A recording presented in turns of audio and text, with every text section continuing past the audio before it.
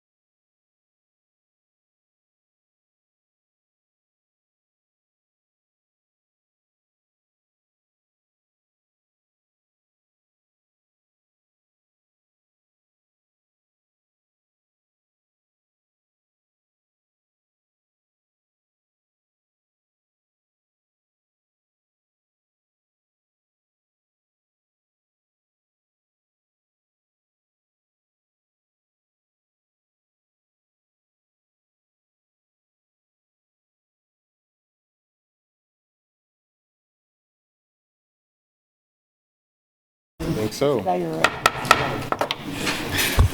Good afternoon and welcome to the Tuesday, April 11th Lawrence City Commission meeting. We will begin with Sherry giving us a few instructions. Thank you, Mayor, and good evening, everyone. If you are attending this meeting via Zoom, please ensure you are muted and your video is off when you are not actively participating in the meeting. This allows the active meeting participants to be seen on screen. When you are participating, please unmute and turn your video on. If you have any trouble, you can send a chat. All chats go directly to the meeting host. The city reserves the right to mute people or turn individual videos off to minimize distractions during the meeting. This meeting is being recorded and broadcast on the city's YouTube channel and cable channel 25. When the mayor calls for public comment, those attending in person should approach the podium to indicate they wish to speak. Those participating via Zoom should use the raise hand function to indicate they wish to speak. Please leave your virtual hand raised until you are called on. Participants will be called upon in the order they appear on the meeting host screen. Please state your name before speaking, and all comments will be limited to 3 minutes. Thank you, Mayor. Thank you, Sherry. We'll start off with item B, approve the agenda. The City Commission reserves the right to amend, supplement, or reorder the agenda during the meeting. Is there any commissioner that would like to reorder the agenda? Nope. All right. Move to approve the agenda? Second. Got a first and a second. All in favor? Aye. Opposed? Passes 5-0. We're on to recognitions and proclamations, and we'll start with the recognition of the 2023 Boys and Girls Club of Lawrence Youth of the Year. Good evening. How's everybody? Good. My name is Monica Dittmer. I am proud to be here tonight as your CEO for the Boys and Girls Club here in Lawrence. On behalf of our board and staff, I appreciate you all allowing us to come and provide our 2023 Youth of the Year some recognition. Just a little background as we start. Since 1947, Youth of the Year has been Boys and Girls Clubs of America's premier recognition program, celebrating the extraordinary achievements of club members. Each year, one exceptional young person from a Boys and Girls Club is selected to be National Youth of the Year. The National Youth of the Year serves as both an exemplary ambassador for over 4 million Boys and Girls Clubs youth nationwide, and also a strong voice for all of our young people. Youth of the Year embodies the values of leadership, service, academic excellence, and healthy lifestyles. The young person I'm about to introduce to you all tonight is not only our 2023 local Lawrence Youth of the Year, but was also named local and Kansas State Youth of the Year in 2022. Wow. Arabella Gipp is a sophomore at Lawrence High School. The daughter of Jessica Gipp, Arabella has been a club kid since she was 5 years old. Bella jumps into as many BGC activities as possible. She's danced in multiple Lights on Talent shows, played volleyball and basketball teams, and has served as both a manager and a scorekeeper for our Ball for All teen basketball league. Arabella practices a healthy lifestyle through her participation in her club and high school volleyball teams. You can find her at our Center for Great Futures almost every single day, either participating in her favorite programs or even working as our front desk staff. Bella intends to major in political science, and she's a passionate advocate for others and hopes to someday pursue a career in politics. So if you will, I'd like for Arabella to come up and share about her Boys and Girls Club experience with you all. All right.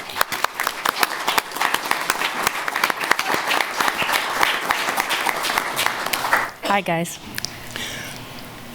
Take a look at me. What do you see? Most of you probably said white, female, confident. Some of you said cool, or even hilarious. I walked through the beginning of my life not knowing who I truly was. I let everyone else have their opinions about me without asking what I wanted. I never felt like I belonged. I was always too much or not enough. And I struggled with my anxiety and my identity. I thought I was too white to call myself indigenous. And I thought I liked men too much to call myself queer, but they accepted me for me. I didn't have to change the way I spoke or the way I acted around them. I could be me, the passionate, indigenous, loud, queer, and opinionated woman I am. BGCLK gave me amazing role models to show me that I am enough to call myself all the things I was once too scared to say. In my home, it's just my mama and I. It's been this way for a while, but once I had my nana, aunt, and uncles. But ever since my nana passed away, our house has been quiet. My family became very small, but BGCLK made it so much bigger. When the Boys and Girls Club of Lawrence came into my life, I instantly knew I belonged. We can have serious talks about growing up, but also have the most heated debate on the newest Drake album. They see me at my lowest, crying on the couch in the high school lounge, and at my highest, jumping up and down in the gym. They were my rock on the days that I felt like I was drifting away from shore. And they were the sunshine on the days that I wanted to cry. I can't thank my mentors enough for the way they've changed my life. Mr. Jordan has brought me out of my darkness at my worst times, and was my wingman when I planned my mental health resource for on October 1st. Mr. Ethan, Mr. Chris, and Mr. Henry showed me what a good man is. After my father left, I was scared to trust men. I was afraid that I would get attached and they would leave. But those 3 men restored my trust. Miss Jennifer, Miss Anisha, and Miss Ruth showed me the gift of confidence. Along with my mom, they're all unapologetically themselves. They make me feel powerful being a woman. BGCLK proved to me that I belonged. They've pushed me out of my comfort zone. I used to have proved my worth in every space I walked into because of my age, gender, ethnicity, sexuality, mental health, and social status. I've always had a big voice. But when I was younger, it wasn't polite for little girls to have big emotions or opinions, and I always had to fight the box everyone tried to put around me. I started the club as a scared, shy, 5-year-old little girl, curled up in the corner, and now I'm the confident, determined, and 16-year-old young woman standing in front of you today. All thanks to the 2 things that stay constant throughout my life: my mom and the Boys and Girls Club. Thank you.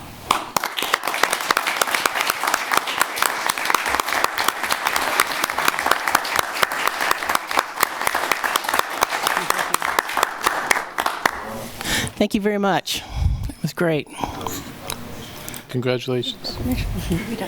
Thank you. Congratulations. All right, so we'll move on to item number 2, which is to proclaim the month of April 2023 as the Fair Housing Month. We've got a few folks that want to come and speak, I believe.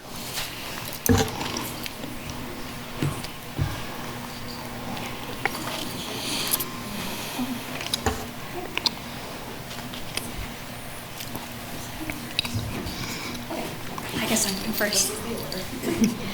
Hi, friends. Okay. So, this may not be... Your name? Oh, I'm so sorry. My name is Gabby Boyle. Oh, I thought so. Housing advocate. I work at the Sexual Trauma and Abuse Care Center as a prevention specialist.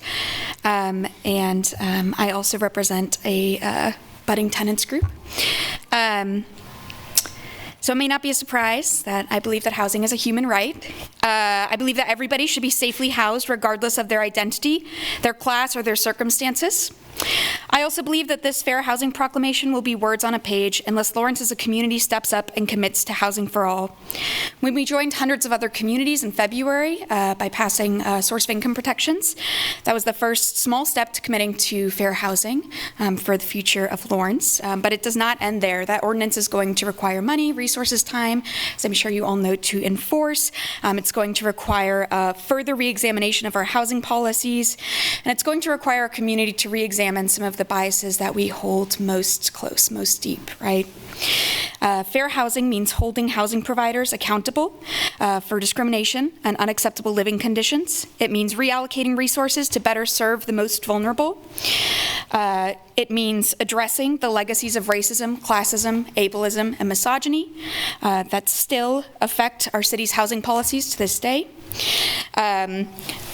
Without these, proclamation is going to change nothing, so I want this proclamation to be a promise not only from commissioners, from city employees, but also from community members to embrace new neighbors with open arms, to say yes in my backyard to housing projects like the one that is on the agenda tonight, a promise to support creative and courageous policy solutions, even when they haven't been tried before, even when they seem scary, a promise to support solutions, even when they might mean small sacrifices at the expenses of homeowners, landlords, realtors, or us who have the privilege to be stably housed.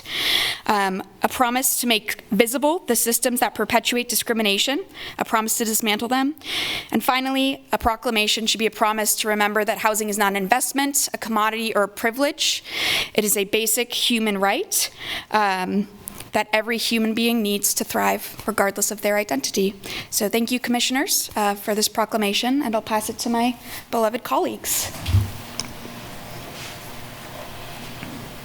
This goes up, right?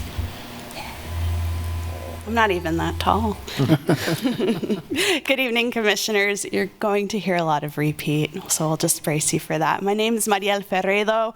I am landlord liaison and finance manager with the Lawrence Douglas County Housing Authority. I want to first thank you all so much for inviting us to receive this proclamation. I stand here with this group of amazing humans who have done the work in housing justice. And it is with deep gratitude that I want to recognize the people power, the movers, the shakers that did the work to bring us to where we are today. It's that drive and that passion for housing justice and the necessity of equity that continue to point us to the possibility of more. We witnessed that with the additions to our own anti-discrimination ordinance, adding protections for folks who experience domestic violence, for immigrants, and for those with various sources of income, but the work does not stop. What it does, it begins to create a clearer picture that our future is not one where we view housing as something that is earned, but as housing that is a human right. It also shows us that it cannot just be the folks experiencing the disparities that step up, but this is a community issue that can only be solved through community involvement and community-led solutions. We are living in a housing crisis where lack of tends to be the prevailing theme, where we view disparities as an individualistic issue. But the housing crisis is not an individual issue. The housing crisis is a systemic issue, and it must require the work of the entire community. We are each stakeholders in this very important work. So I hope we move forward and do this work in community. I hope we listen to those experiencing the crisis the deepest and allow them to lead us to the solutions. May we do everything in our power at every turn, no matter how difficult or uncomfortable the steps may be, to create an abundance of housing. We can mold this future to ensure that everyone has enough, and that includes housing for everyone. Thank you. Thank you.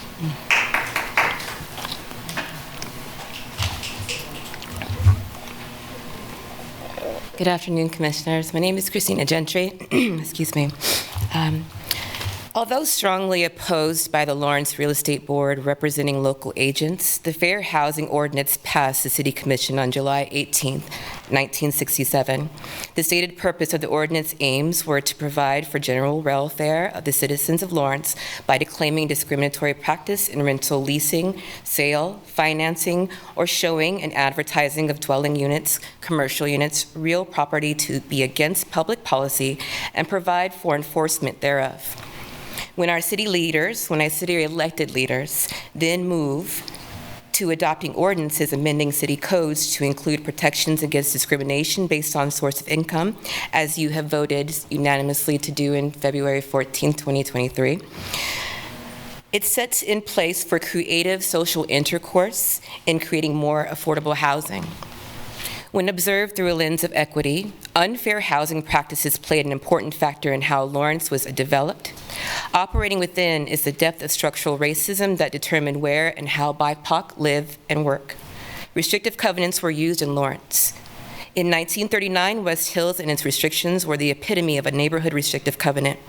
All of the restrictions were good for 15 years and would be extended for 20-year periods, unless the majority of the homeowners or the property homeowners decided otherwise. Although not widely employed, this unfair discriminatory practice set a tone for what was deemed optimal optics to demonstrate a welcoming neighborhood. Thank you, City Commissioners, for your vote on Valentine's Day 2023 to include for protections as it relates to affordable housing. It is with this proclamation and including strengthening arguments for housing policy solutions which leverage health, community health, as a basis for action. We give this proclamation today, and I encourage the City of Lawrence to move and continue to move in the vein of recognizing housing as a right. Thank you. Thank you. Hi. Thank you so much. I've been here for several years to receive this proclamation on behalf of the Human Relations Commission, and it feels so good to be joined by this group of community members who work so hard on this.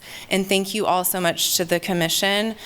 Passing an ordinance is a really great first step, and I know you guys have a ton of work to do now, so thank you for that first concrete step to set everything in motion for policy change and community change, structural change that provides accessible and affordable housing. Thank you. Thank you. Thank you.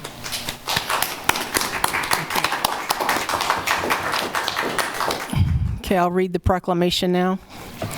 Whereas April 2023 marks the 55th anniversary of the passage of the Fair Housing Act, which provides in Lawrence equal opportunity for all residents in the sale, rental, and financing of housing, and prohibits discrimination on the basis of race, age, marital status, disability, familial status, color, religion, sex, or national origin, sexual orientation, and gender identity.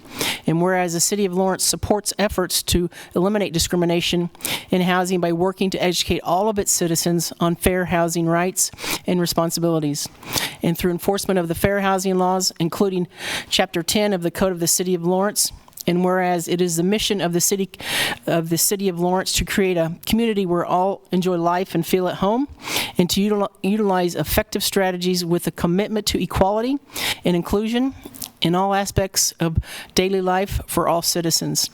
And whereas the City of Lawrence Human Relations Commission has been in existence for over 60 years and continues its goal to embrace inclusion and promote goodwill and collaboration across the spectrum of all people of Lawrence. And whereas the month of April is officially set aside as Fair Housing Month throughout the nation. Now, therefore, I, Lisa Larson, Mayor of the City of Lawrence, Kansas, in conjunction with the annual national commemoration, do hereby proclaim the month of April 2023 to be Fair Housing Month in Lawrence, and ask the people of Lawrence to join me in reaffirming our obligation to fair and equal housing for every person who resides or wishes to reside in our city. Thank you.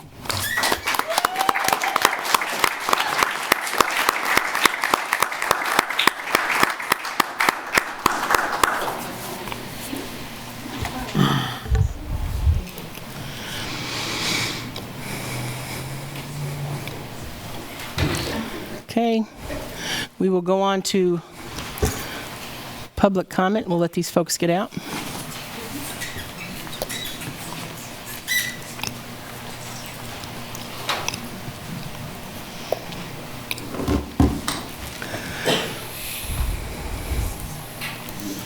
All right, the public is allowed to speak on issues of or items that are not scheduled for discussion on the agenda. Comments should be limited to issues and items germane to the business of the governing body. The Commission will not discuss or debate these items, nor will the Commission make decisions on items presented during this time. Each person will be limited to 3 minutes. Do we have any general public comment?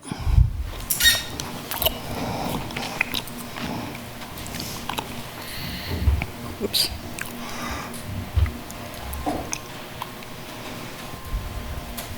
Okay. There it goes.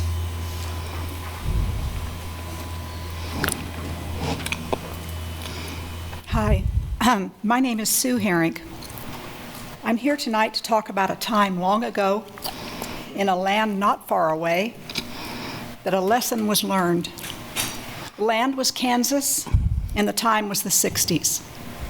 Between a conflict in Vietnam and race riots, people were quickly reminded that the government was not their friend. It was a time when it was completely legal to arrest someone for eating in a dime store cafeteria because your skin was the wrong color.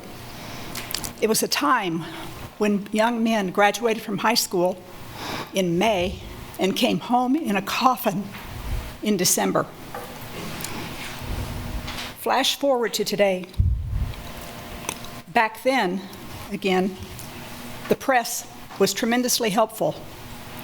It exposed where the government was overreaching. When you flash forward today, once again, our government isn't our friend.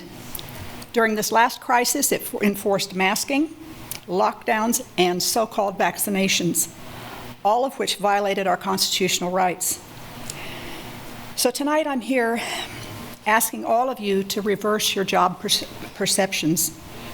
From now on, stand with us when the government overreaches. Remember that the word free state is plastered all over this city. If you are not a native Kansan, read about our history so that you know about those words. Reverse your perception of your responsibility as an elected official. You are not here to implement government overreach. You are here to protect us from it. Thank you.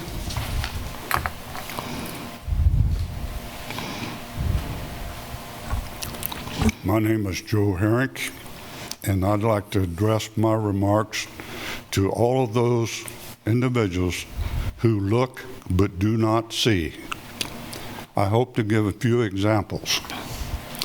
Let's roll back time 22 years, September the 10th, 2001. Secretary of Defense, Donald Rumsfeld, went before the press and reported that there was $2.3 trillion, not billion, trillion dollars missing that couldn't be accounted for out of the Pentagon. The very next day, 9/11 happened. All of the records were in Building 7, 47 stories high. Nothing hit it. It just fell into its own footprint, just like the Twin Towers. Anybody that knows anything about demolition knows that it is not natural for a building to fall in its footprints. And to this day, we haven't learned the truth. But trust me, it's coming. Now let's fast forward to the latest presidential election. President Biden was the first president in history that wasn't escorted in on a military aircraft, or prior to the aircraft, military vehicle. That should tell you that the Air Force does not recognize him as president. Now, if you look at President Biden, when he was a senator or a vice president, you will notice that he has detached earlobes. And if you look at some of these imposters that are before the cameras, they have attached earlobes. It's time to wake up and see what's going on. Now, the other thing is, in March of 2020, there was 1 million National Guard federalized, and they're on active duty until March of 24. You didn't hear anything about Biden federalizing the National Guard. So who's in charge? Time to open your eyes, because until people wake up, this is going to go on forever. Wake up. Thank you. Other public comment?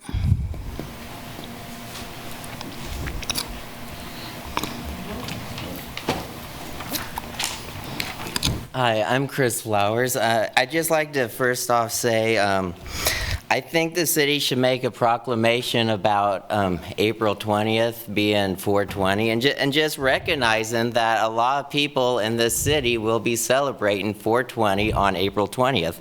And it doesn't have to just be marijuana, because there are stores selling Delta 8 in town. Like, could we find a way to help them to muster up some business? I mean, I buy some of the Delta 8 edibles, and I enjoy them, but also I want to address last week the the agenda item about the community police, the board to about the board with dealing with the police stuff. Basically, it seemed like some of the commissioners talked as if some of the concerns us citizens have about the police being on the board, like those concerns might be unfounded, but I have a valid reason to have concerns about that. It's because just a few months ago, the police had the police review board review a case that turned out to not actually be a case, and they said it was for training purposes, but I don't think that's true. So I'm just here tonight to ask the commission, do you all believe what the police have told us about that case? Like, do you believe they are being completely honest with us with their explanation of things? Because I don't believe that. And so going on my disbelief in that case, I think my fears of the police being sketchy on this new board that's gonna be looking at their accountability, I don't think those fears are unfounded. And also, I'd like to point out a few years ago when the police union ousted the then Chief Burns. When you have the police doing stuff that citizens find shady, I don't think fears are unfounded if those police are going to be on the board that's going to be dealing with accountability. So I'm just wondering, like, how the commissioners feel about that case. And I hope with this the election that's going to be happening this summer, I hope people start asking that. I hope we don't just focus on the future, but we ask about what's happened in the past. Thank you. Other public comment? General public comment? My name's Jennifer Adams. I live out at the support site across the street. Since the fence was erected, it's gotten worse out there. As Lori was crying, having a fit about the fence, Mitch smiled at her as if he was pleased to see her sadness. He also stirs up trouble, then stands back and smiles. The other night, there was a man running from the police for running a tab at Johnny's bar and not paying. He ended up behind Lori's tent. When she came out to see who it was, he reared up to hit her. Then another camper come running in and started to spar with him just to sidetrack him. I was clean on the other side of the street, and I heard this. I came running out, and I notified the staff that there was something going on right there in front of the shower trailer, which is less than 30 feet away. And they didn't know anything. We've also had issues with Shannon Myers, who was chased out of there and trespassed for bringing fentanyl in. Nobody wants her there. But she's able to come out again because supposedly they've forgiven all the trespasses. And then right after she left, 4 different people had to be Narcaned because she had brought fentanyl in there again. One of them had to be Narcan 3 times. None of us really understand, and hoping somebody can remind us on how this fence is supposed to be keeping them safe. Not to mention the fact that a very sweet girl that stays out there was raped and beaten there in the camp by somebody who's there in the camp, not in his tent, in somebody else's. All I know is if it doesn't stop, others are going to get hurt, and this is getting scary. It's bad enough I don't feel safe out there, and that was always my spot. I always felt safe there. And the other thing is Ashley's tent is still sitting there, full of biohazards. Nobody's taking it down. Nobody's taking it out. That's not safe for anyone. I don't know why the city's not doing their job at all, but they're not. Thank you. Other public comment? There's other public comment. Everything she just said is true. Every single word of it, people. Every single word of it. Because I've been out there, I've documented every single bit of it. I intended to start with this, But what she said is more important. Everything she said is true. Every single word of it. It has gotten nothing but worse since Craig said this. So that's an important thing to understand. We aren't kind of doing little pieces, which I think had been happening before. We're claiming space. We're committing our leadership in that space, our funding in that space, and we're supporting the other pieces that institutional. I carried that girl into her tent from a wheelchair.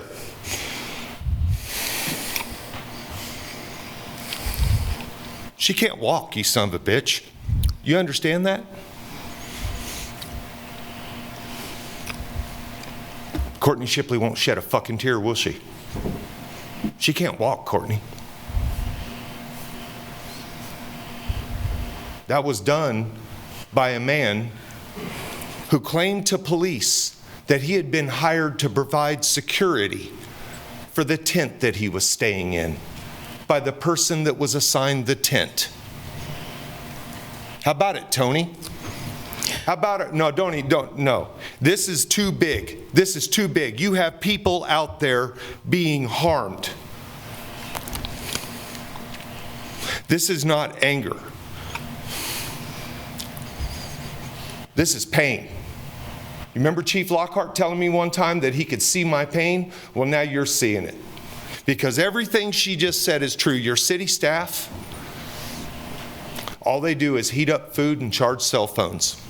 I've got it on record, and don't play with me because I will burn you with video. I've got it on record that none of your staff out there has been given any CRT or de-escalation training. They've been giving little more than a schedule and a key to that site box.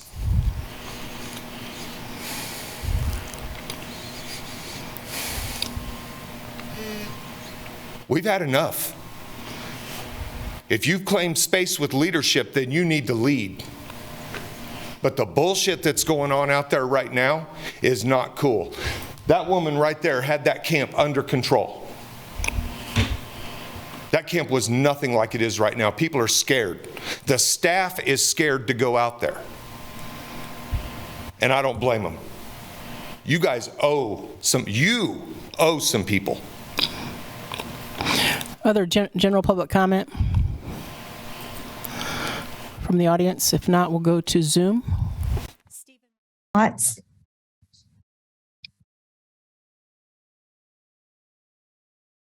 Stephen Watts. Just a moment, please. I think it's working now. I am very pro-government. The public was subjected to sheer utter nonsense during last week's meeting when we were told by the commission experts in system building were at play with respect to the police review board. These same so-called system building experts are the same experts who have subjected this town since before 2016 to a police-controlled, backslapping, good old boy, network-approved, whatever the police cabal says, non-review board. The public confronts elected resume-building opportunists and apologist sycophants of the system who purposefully attempt to disrupt the public's obligation to actively participate in the democratic process by turning to their so-called partners. These partners only seek to obfuscate and confuse the very real reality of the need for police oversight in our town by the public. 2, the public confronts self-appointed thought police who attempt to dictate how the public chooses to participate. These self-appointed types practice one microaggression after another against the public, which employs them. These elected opportunists point to their partners and claim these partners are system builders. The public knows them to be system builders within and of the very system which has failed to address the needs of the unhoused and those behind the other proverbial 8 balls in this town. The system builders are legendary for looking for ways not to do things which might disturb the way we've always done it, as each protects their own fiefdom. These system builders are a mile wide and an inch deep. These system builders who promise everything and deliver nothing but what they perceive to be fancy words. When it's all said and done, it is why Lawrence lags behind in so many metrics used to measure the data-driven decision-making. These resume-building opportunists seek to keep the other crabs from getting out of the bucket, and much like the police across America, try to use what they perceive to be fancy words which say nothing other than, go away, you're disrupting, we know best. And then they deliver nothing but words. A commissioner or two last week apologized for a bankrupt system which has shown itself for what it is in our town as one dinky social group agency fiefdom after another. Last week's suggestion of reimagination is meretricious, given the reality our town spends the bulk of its time and efforts on the matters of wealthy property owners and development. One simply needs to look at the homeless and housing issues in our town. A lot of words and a onesie-twosie approach. Thank you. Kevin Elliott. Hi, Commission. I'm Kevin Elliott. It's good to see you all. I want to thank you again for all the advances you're making with the unhoused, the Pallet Village, the end of income discrimination, the expansion of the Lawrence Community Shelter. There's a lot of really good things going on, and sometimes that gets lost. I wanted to say thank you for that very much. I also know that the City Parks and Rec is working on a quad neighborhood cleanup, and I'm very excited to be a part of that. Jen Adams gave you some good information tonight. She gave you some real specific information, and somebody's got to hear it. And I know you're tired of hearing it, and I know you don't want to hear it anymore. But that was some very specific, direct information that somebody's got to hear. And the people that manage things day to day aren't hearing it. So we need you to make sure somebody does hear it, please. Thank you. Any other general public comment on Zoom? No, Mayor. All right, we'll bring it back up to the commission. We will move on to item E, which is a consent agenda. Items on the consent agenda are considered under one motion and approved by one motion. There will be no separate discussion on these items. If discussion is desired, that item will be removed from the consent agenda and considered separately. Members of the public wishing to speak on an item that has been pulled off the consent agenda will be limited to 3 minutes for comments. Are there any commissioners that would like to pull anything off the consent agenda? I would. E4A. Do you mind saying that again? I'm sorry. E4A. Mm-hmm. Any others? Anybody from the audience want to pull something off? On Zoom? Stephen Watts. E6D, please. D is in Delta.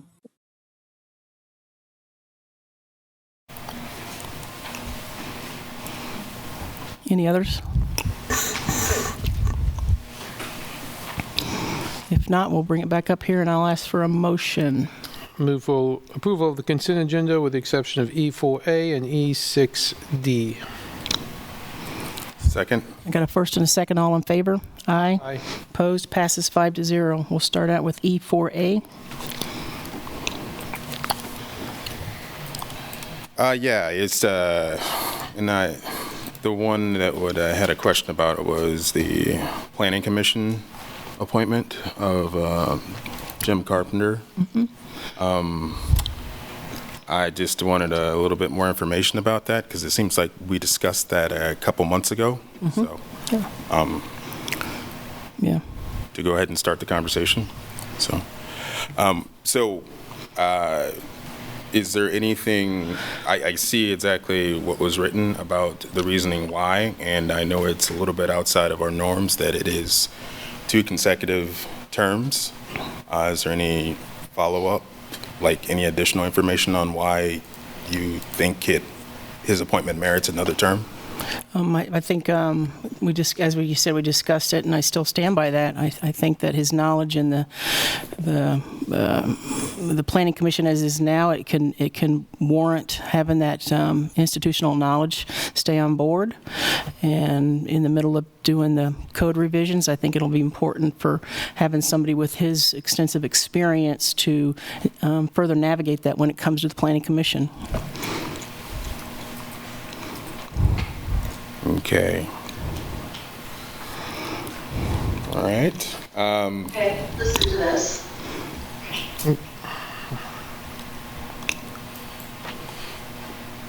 Okay. Sometimes neither can't we. Yeah, it's it's similar to what it was then, and I was just trying to see if there was anything new. So, Yeah. that's all the question I had. Okay. Anything else on this item? I had a question. I wanted to know, have there been any other applicants willing to, who have applied to be a part of the Planning Commission? There have been. I've talked to a few of them, yes. Yeah. Okay.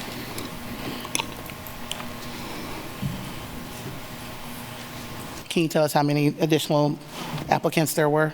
Well, I've talked to three different folks on it. So you talked to 3 additional people? Yeah. So a total of 4 applicants currently. Well, that's who I've talked to. There could be more applicants. I can't remember. So you've spoken to 3 and there could be more applicants who have applied to be a part of the Planning Commission? I'd have to go back and look, yeah. I didn't hear your answer. Yeah, I'd have to go back and look, but that's who I've talked to right now. So you've talked to 3, but there could be potential additional individuals who have applied to be a part of the Planning Commission. Again, I would have to look again. Okay. Any other questions? Any questions from the public?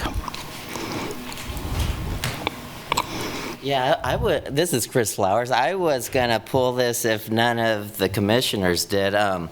Also, I went back and looked at the meeting, and I thought Commissioner Sellers said to bring it back in May. Like, why are we doing it 6 weeks before the end of May? Like, we could still have other applications, and have you all actively tried to find any, maybe putting up a flyer at KU or Haskell, at where I know KU has the engineer library, but also last time there was talk about honoring the mayor's decisions when it comes to appointments, but I don't think we should just be honoring the mayor when something's being done out of the norm, and this is being done out of the norm. So I think if something's being done out of the norm, the commission should be questioning it. And I think the mayor should be showing the other commissioners some of these other applications, it's kind of vague. We know there's other applicants, but we don't know who they are. I mean, what if there is someone else that's qualified? And I mean, maybe we should be asking, why is the mayor trying so hard to push this appointment through? I mean, I don't know. If I'm just saying, it's a question I would have. And yeah, I guess. I mean, I'd say. Don't just let something go through without questioning it. And I think it should be at least, if this appointment is being done, it should be done towards the end of May when we know there's no other applicants. There's no other choice but to go out of norm. I mean, if there is another choice, I think we should be pursuing that. Thank you. Anybody else in the audience on Zoom? Stephen Watts. Right. What's going on here? This equipment doesn't want to work correctly. Maybe it's me. How disruptive to not appoint this individual that has been on the Planning Commission for exactly how long? And from what I read, has the nuts and bolts of putting things together. How disruptive to not want to move this guy forward. Thank you. Okay, bring it back to the commission. Any discussion? Well, I thought some valid points were brought forward. I know I've seen Jim's work on the Planning Commission, and he's very knowledgeable, and he's an asset. But given that there are 3 other people that have applied for that position as well, and he's already served 2 terms, I'm not sure giving him another term would be great for getting a diverse opinion on the Planning Commission, giving other people a chance for that space. So right now, I would be against, approving or reappointing Jim to that additional term. Okay. Any other discussion? I've shared several times that I recognize that it is out of tradition for commissioners to be as involved in appointments as that is a duty that has been carved out for a weak mayor. And while I do respect that, and I hope that our mayor takes great time and dedication and effort into making recommendations that they would like for the other commissioners to co-sign and to approve, and for it to be stated that we shouldn't question, I don't see it as questioning. And I've spoken out several times about how traditionalism can oftentimes get us in trouble, and that traditionalism has often been used to keep individuals from being in spaces. And as we move into a new way of co-governance and how governing, what it looks like, and who's at the table, and who's doing the governing, there are some things that we need to take out of rotation and repetition, and tradition is that. There's a fraternity that has the motto, building a tradition, not resting upon one. And oftentimes I think we get a little bit too comfortable with tradition because that keeps us from being vulnerable, and it keeps us from maybe sometimes being accountable. So I will not be voting in favor of Mr. Carpenter's reappointment to the commission, not because I don't think he is capable, not that I don't think he's competent, but because there are individuals in this community for one reason or another who have not had the opportunity, nor have we as a city staff, as commissioners, perhaps maybe we haven't done our due diligence to encourage those individuals. And I'm constantly encouraging individuals to apply for boards and commissions. I actually had a conversation with you earlier this week, Mayor, in regards to some individuals that I had encouraged them to apply to be a part of the Aviation Advisory Board. And so I'll spare everyone the details of our conversation, but I will go to say that there needs to be, I'm of the mind that I'm kind of over hearing that because a person is qualified that they get to stay. There are a lot of qualified individuals in here, and I think to say qualified is subjected to the person who is stating what that qualification is, and that there are other individuals that should have that opportunity. And so I won't be supporting this appointment, but I do appreciate what Mr. Carpenter has contributed, and I look forward to him being a contributor to conversations and solution creations and other iterations in our community. Okay. I have nothing to add from the previous vote on this. I mean, I won't support his reappointment, but I certainly look forward to continuing to work with him on the Code Development Committee. Okay. Mayor, I will continue. I will vote to support you, and I just want, what's unclear to the public perhaps is the extent to which this is truly an ideological appointment. There are monetary forces at work that see this position as a position on Planning Commission in particular as one of the most influential. And while it may just seem like any other kind of appointment to people who've never been on one of our 48 boards and commissions, I think it is still important to remember that we have not changed the fact that our appointments are necessarily political. Some of us perhaps work harder than others to not make it part of an ideological squabble. Some of us maybe go out of our way to find voices that hadn't been heard instead of putting the same old voices in. But there are more than one side to that coin. I've, for example, been asked when I was your mayor to put people on some of these boards who had been on these boards 40 years ago. And frankly, we're arguably directly responsible for some of the development mistakes that have been made that we continue to pay for today. So what is maybe, I think, unclear to the public is the extent to which people who ask hard questions and make hard points instead of rubber stamping everything is frankly absolutely part of this conversation. You just can't see it. And I appreciate all of the comments that Commissioner Sellers has made about making new space for people. I took a lot of risks putting some people on boards, giving them that space. But I was also not naive to the position jockeying that does continue to happen in this town. So again, Mayor, owing to the fact that I agree the knowledge and experience on this board for that particular commissioner is important, and I'm glad we'll be able to continue to participate in the code revision.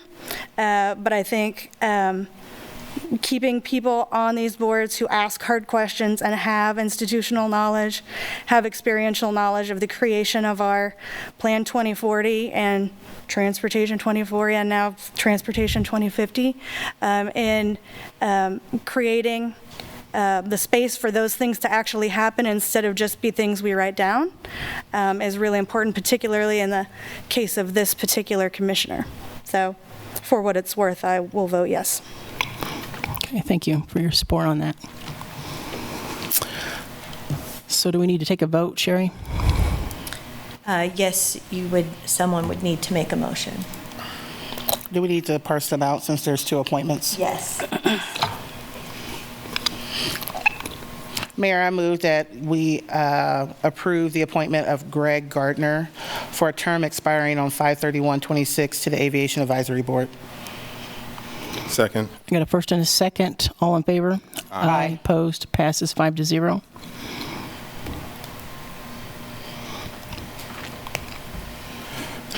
For the sake of the conversation, I move to reappoint Jim Carpenter to an additional term that expires 5/31/26, which is to the Lawrence Douglas County Metropolitan Planning Commission.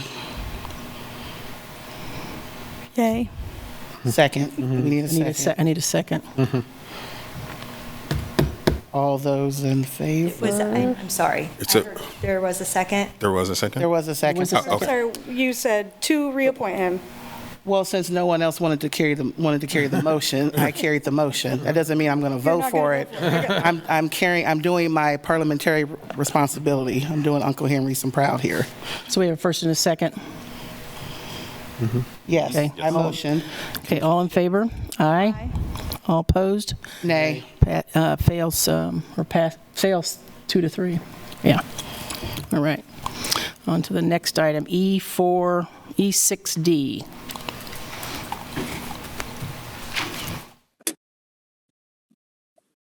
Do you want me to talk? Yes. Okay, great. We were subjected to sheer utter nonsense during last week's meeting when we were told by the commission experts in system building were at play with respect to the police review board. These same so-called system building experts are the same experts who have subjected this town since before 2016 to a police-controlled, backslapping, good old boy, network-approved, whatever the police cabal says, non-review board. 2016 saw the town in the December 13, 2016 meeting listen to then police administrator Tariq Khatib shuck and jive his way around a nothing police review board, making certain and with the approval of the town commission, any board would be a public relations component for our town department. One public relations effort is to claim the town saves money by not having a police armory and having individual police people purchase their own deadly weapon toy, of which 1 in 5 American households has had somebody shot up, and play with this toy all they like. Beginning in 2011, the town began this absurd process of allowing town police to purchase by a town subsidy these toys, these guns, these weapons of death. How many of these killing machines have been purchased over this time span? Do we know? Can these police individuals buy more than one? Was the police person who shot and killed a motorist in the Hy-Vee parking lot sporting a town-subsidized purchase from some similar program in another community? All of this talk about gun control, and our town is right in there with the hand-wringing, and yet we concoct a program to individually arm police people. These are their own personal weapons. It is not controlled. We need an armory. I don't care if it costs money. We need to register all of these guns inside our town and know what the police are carrying. Again, how many of these guns have been purchased since 2011? Thank you. Any questions? Can we, I should have stated point of order, but can we have Deputy Chief Heffley come up and speak to this memo?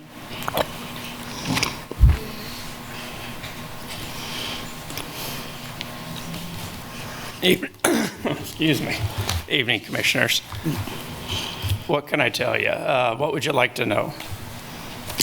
Just a high-level overview of the program. So the police department began utilizing a patrol rifle program in the late 2000s as a supplement to a pistol sidearm. A police patrol rifle is something that is accurate from a distance, allows officers, detectives, sworn personnel to create space and distance with a better accuracy than you would see from what we used to carry was a shotgun. The shotgun had essentially 8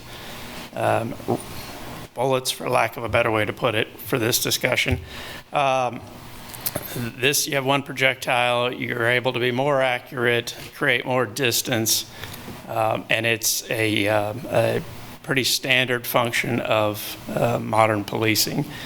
The specific process of having officers purchase their own is twofold for us. One, there is an increase in care, maintenance, familiarity with the equipment when the person owns it themselves.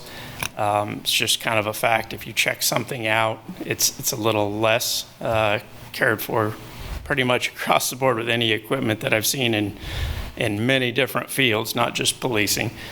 And the second is just, it's a considerable cost for the department to go out and purchase these for all employees. Currently, it would be north of $200,000 for us to outfit department-owned equipment of this nature.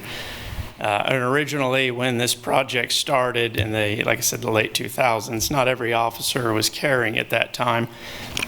Since then, we've developed a patrol rifle program, which includes a pretty substantial training program, a qualification that you have to meet in order to be allowed to carry that.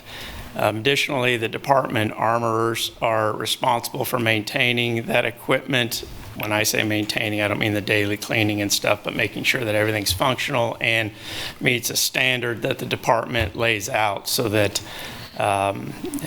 equipment added to it, lights, things like that, is all standardized.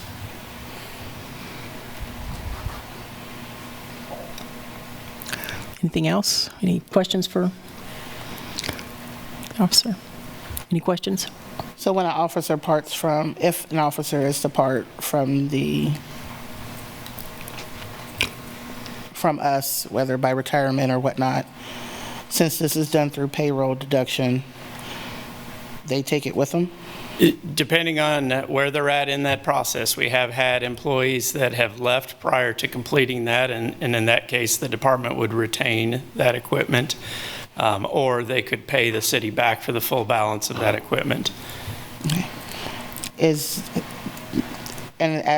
Since there's a policy in place, there's training, if a person is dismissed, are they still afforded those opportunities to maintain the That's equipment? probably, I apologize, go ahead. Okay, let's go. I apologize for interrupting. That's probably going to be a case-by-case basis depending on the kind of dismissal and where we are in that process. If they own that equipment, then it's it's going to have to be a legal question of whether or not they're allowed to continue to own that equipment. This is not dissimilar from the patrol pistol that most police officers carry. When I began with the department, we were responsible for buying our own patrol pistol, our bullet-resistant vest. That was all something that we had to purchase in day one as becoming a police officer.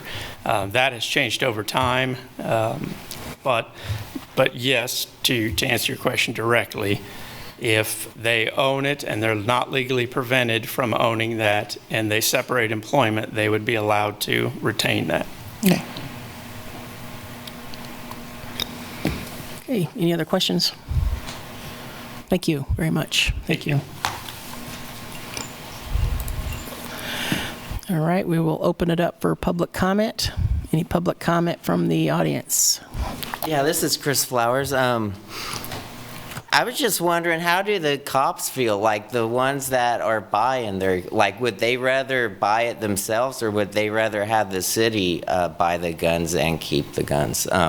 Also, I mean, maybe I don't fully understand how it all works, but if some of you are, as Democrats, are going to be talking about gun control, do we want to be buying guns for, I mean, well, I guess we're not buying guns for people, but we're helping people buy guns for themselves, and it sounds like rifles. I don't know. It's just like the question about what if someone does get dismissed from the force for being a bad police officer? Is this someone we want to have a rifle that we help them get?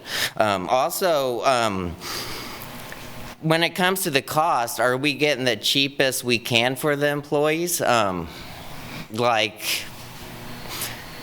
it would suck if there's a better deal out there, but the employees can't get that. They have to get the deal that we're doing this way. So I was just wondering if all avenues been explored when it comes to costs, because I don't know, it's just from an employee standpoint, it seems I would not want to work somewhere where they force you to buy your own equipment. I'd rather that the employer has the equipment, since, I mean, it's for employment use, so why shouldn't the employer be responsible for the equipment and buying it? Thank you. Any other public comment on this item from the audience? If not, on Zoom? No, Mayor. I have public comment. Mr. Watts already provided public comment. Yeah, sir, you've already discussed this, so bring it back to the commission. Bring it back to the commission. I have a question. So if we do have an officer that does not want to purchase their rifle, what is the procedure for that? I apologize, Commissioner. I missed the first part of your question. It's okay. If we have an officer that comes on, is it part of the contract that they're responsible? If they go through, if someone goes through the process and becomes certified to have a patrol rifle, is it within that agreement that they have to purchase said rifle? They are not required to purchase that rifle. Okay. I believe through some people leaving and some, what am I trying to say? Some department-owned equipment through things like that, that if somebody could not afford to get one, we could work with them until the time they could, or come up with some kind of stopgap. I won't pretend to tell you that all the officers love to buy their own or hate to buy their own. We're not, hive-minded in that. There's probably some variance, but there was strong support for this program when it started over a decade ago. We've had a lot of turnover since then, a lot of retirements and new faces. So this is just a continuation of that process. I imagine it will change over time, just like a lot of the other things have since I started. So, thank you. Thanks. Thanks. Thank you. Okay, any discussion? If not, ask for a motion. I move, I would say that, it is a common practice in many cities. It's, like I said, not always the most loved of processes, but a very common one. And so I authorize staff to proceed with a purchase order to Precision Arms of Indiana for $87,912 and for the city to recoup the initial cost through the payroll deduction process. Authorize staff to proceed with the purchase order of Lawmen's for $28,038.22 for optic devices. These funds would also be recouped by the city through the payroll deduction. Second. I got a first and a second. All in favor? Aye. Opposed? Passes 5-0. We will move on to our regular agenda. Item number 1, receive presentation from the 2022 City Employment Engagement Survey. All right, good evening, commissioners. My name is Megan Dodge. I'm the Human Resources Director here at the City of Lawrence. And we're here just to go over the results from our employee engagement survey from late last year. This is the third year that the city has conducted a similar survey. But last year, when we decided to partner with Wichita State for them to help us run the survey and to kind of be a third-party administrator. So I'm going to hand the slides over to Dulcinea Rakestraw. She was our program and evaluation manager for this project. She's going to go over the results with you, and then I'll come back up and talk about some next steps. So she'll be on Zoom presenting the first set of slides. Good evening, commissioners, and thank you for this opportunity to present the results of our survey. I am going to share my slides.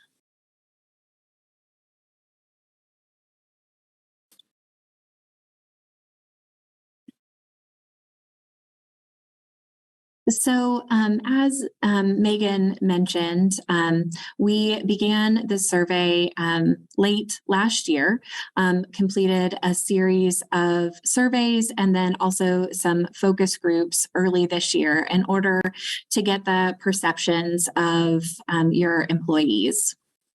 Some of our overall findings say that the City of Lawrence is obviously committed to providing the best possible work environment for its employees, that the city understands the importance of employee engagement as evidenced by the actions made to include employees in decisions, to improve benefits and compensation, and to foster a team environment. And I personally got to experience that through the Engaged and Empowered Teams commitment team who helped with the survey along with Megan. And I really appreciate their guidance and their care to the work for themselves and for their fellow employees. Overall, and what we heard back from employees, they also understand their role as public servants and are committed to ensuring that Lawrence residents receive high quality services in whatever sector that may be in which they work. As Megan mentioned, this is the third year of the survey. And so we asked some questions in order to get an employee engagement index. That index has carried over for the past 3 years. And so we have some comparisons that I'll show you on the next slide. The overall employee index was 3.74. Employees were asked to rank items on a scale of 1 to 5. So the closer to 5, the more engaged an employee is. The closer to 1, the less engaged that they are. In addition to those questions that have been asked the same way for the past 3 years, we also asked some additional questions in order to understand a little bit more about the employees and their perceptions. And these are some of the key findings from those questions. 61% of employees feel that the job is a positive part of their life. 42% indicate they understand how the city's strategic plan relates to their work. 72% understand how their work impacts the overall organizational goals and success. 72% indicate that they have a good working relationship with their supervisor. 48% believe that the organization has a good reputation generally. 52% report often feeling stressed about their jobs, and 58% feel that the city values inclusion in the workplace. This is the overall employee index by department. We did have a few departments where the individuals did not indicate their department at a high enough rate for us to report them out generally. So we were looking for them to report at about 15% participation rate. This year, while we had hoped by being a third-party administrator, people would be feel a little bit safer and have a little bit more open in what they shared, we did find that while they may have shared their views and opinions that way, we did have a lower number of participants share their actual department. And so we were able to not report these for each individual department. You'll see overall about maybe a third of those index scores went up, about a third went down, and several stayed the same. The overall employee index score did go down slightly, however, not nearly to the degree that we're seeing as national trends. So Lawrence is maintaining a high employee index despite there being recent national trends for employee engagement to be declining, specifically as we're coming out of the pandemic. In addition to those questions that were asked previously and the new questions that were asked, we also engaged them in the family-friendly workplace survey. This is a survey that's supported by the Kansas Department of Health and Environment and is open to all employers across the state as long as they have a minimum number of employees.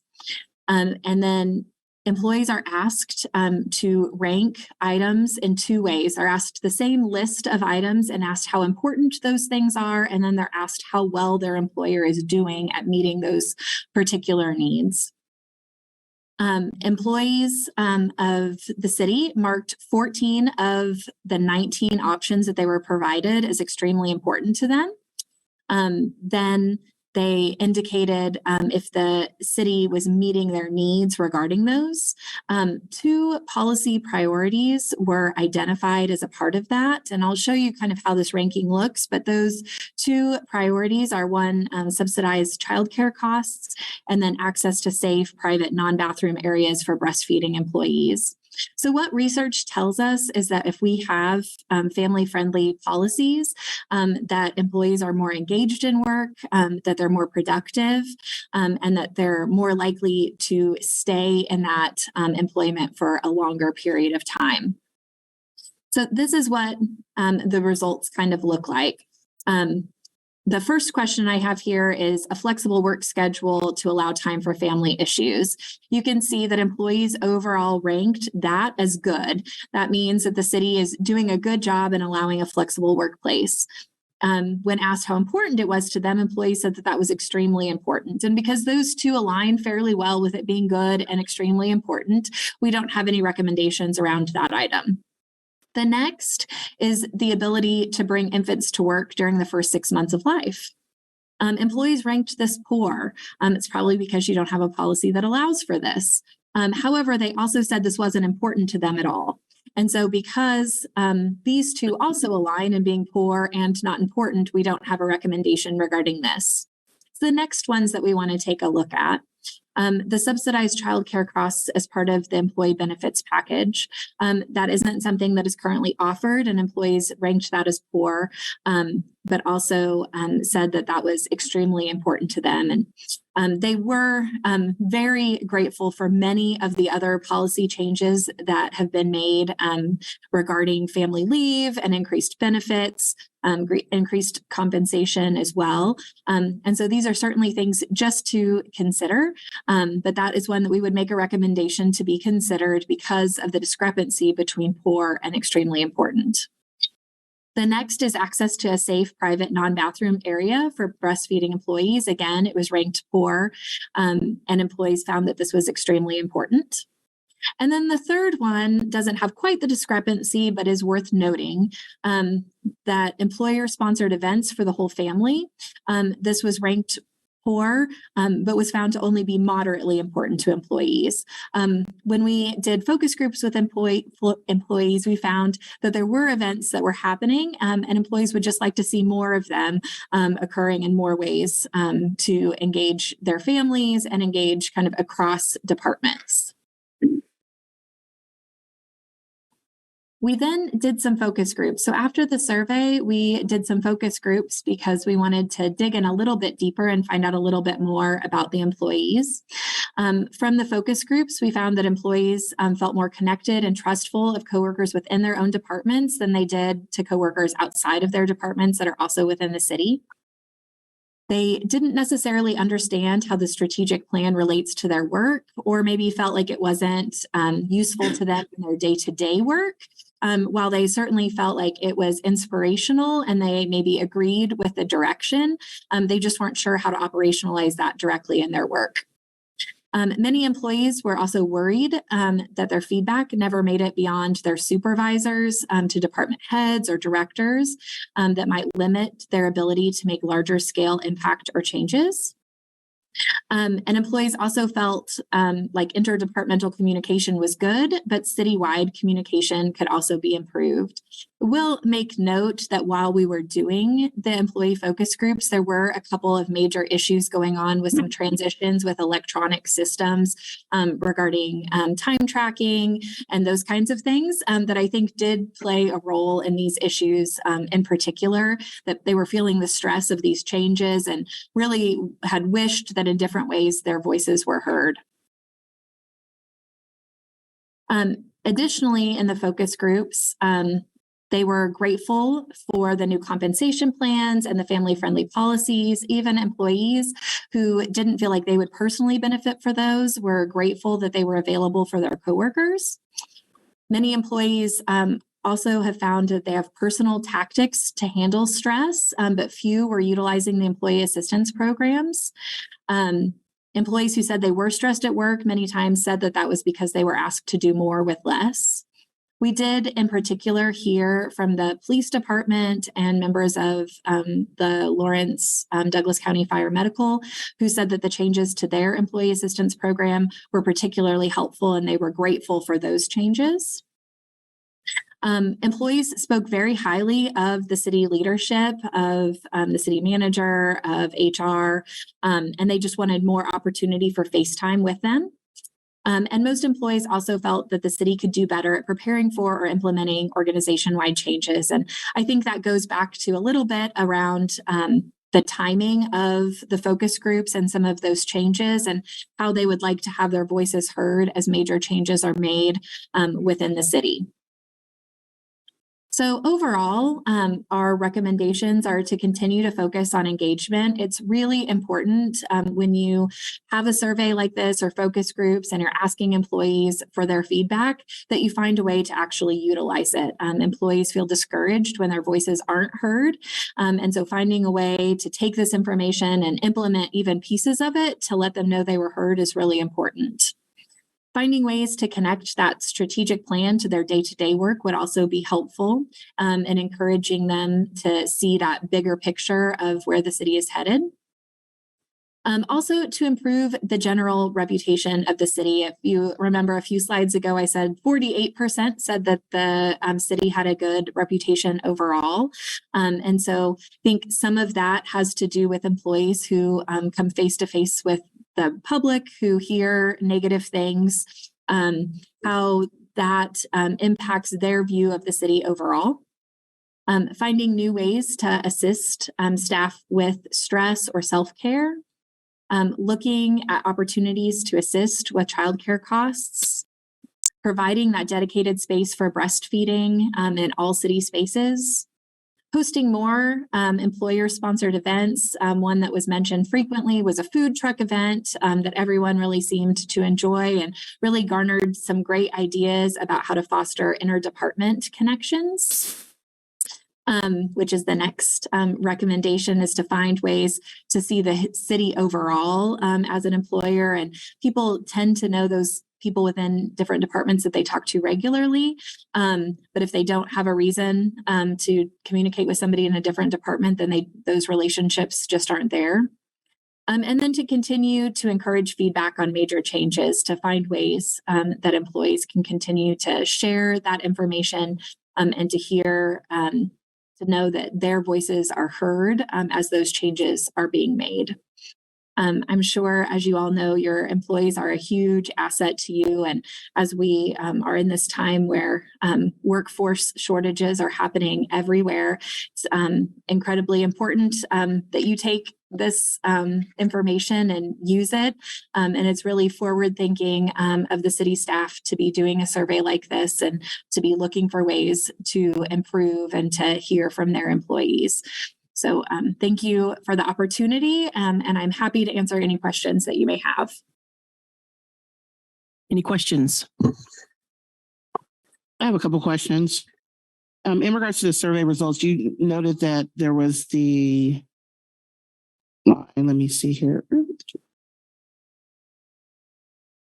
The unidentified departments. So in the survey, were employees not required to identify what department they were part of?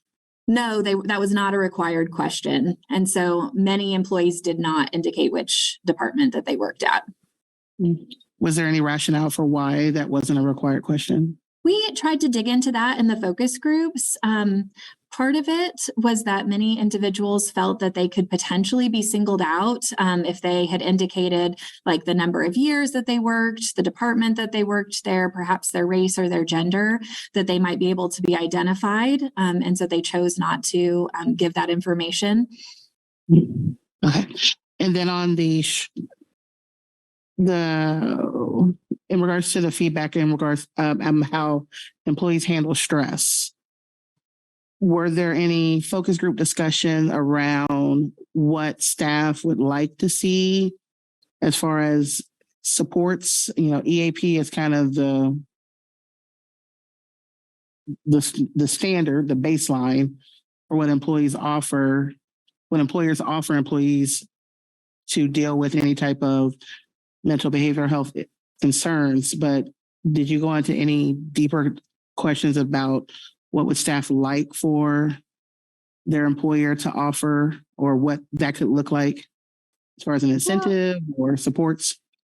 Some of that we did ask about, and they indicated that maybe having easier access to EAP services, and that's where both the police department and LDCFM indicated that they'd had some changes that made it easier for them to access and to have more ready access to those services through their contracts. That came up a lot.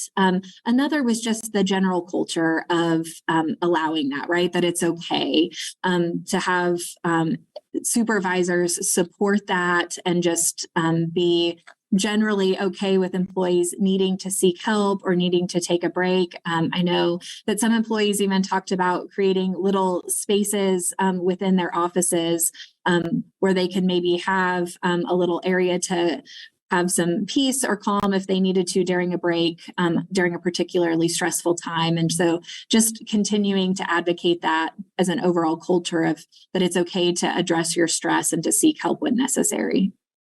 Okay. I have one more question, but I'll wait. I'll yield. Any questions for anybody else? Go ahead, Commissioner. So as far as crosstab analysis, were you able to dig into that, where you maybe did you started to look at how these questions parsed out by department? I know you did some of like how it relates to department heads, supervisors, direct reports. Did you drill down that far?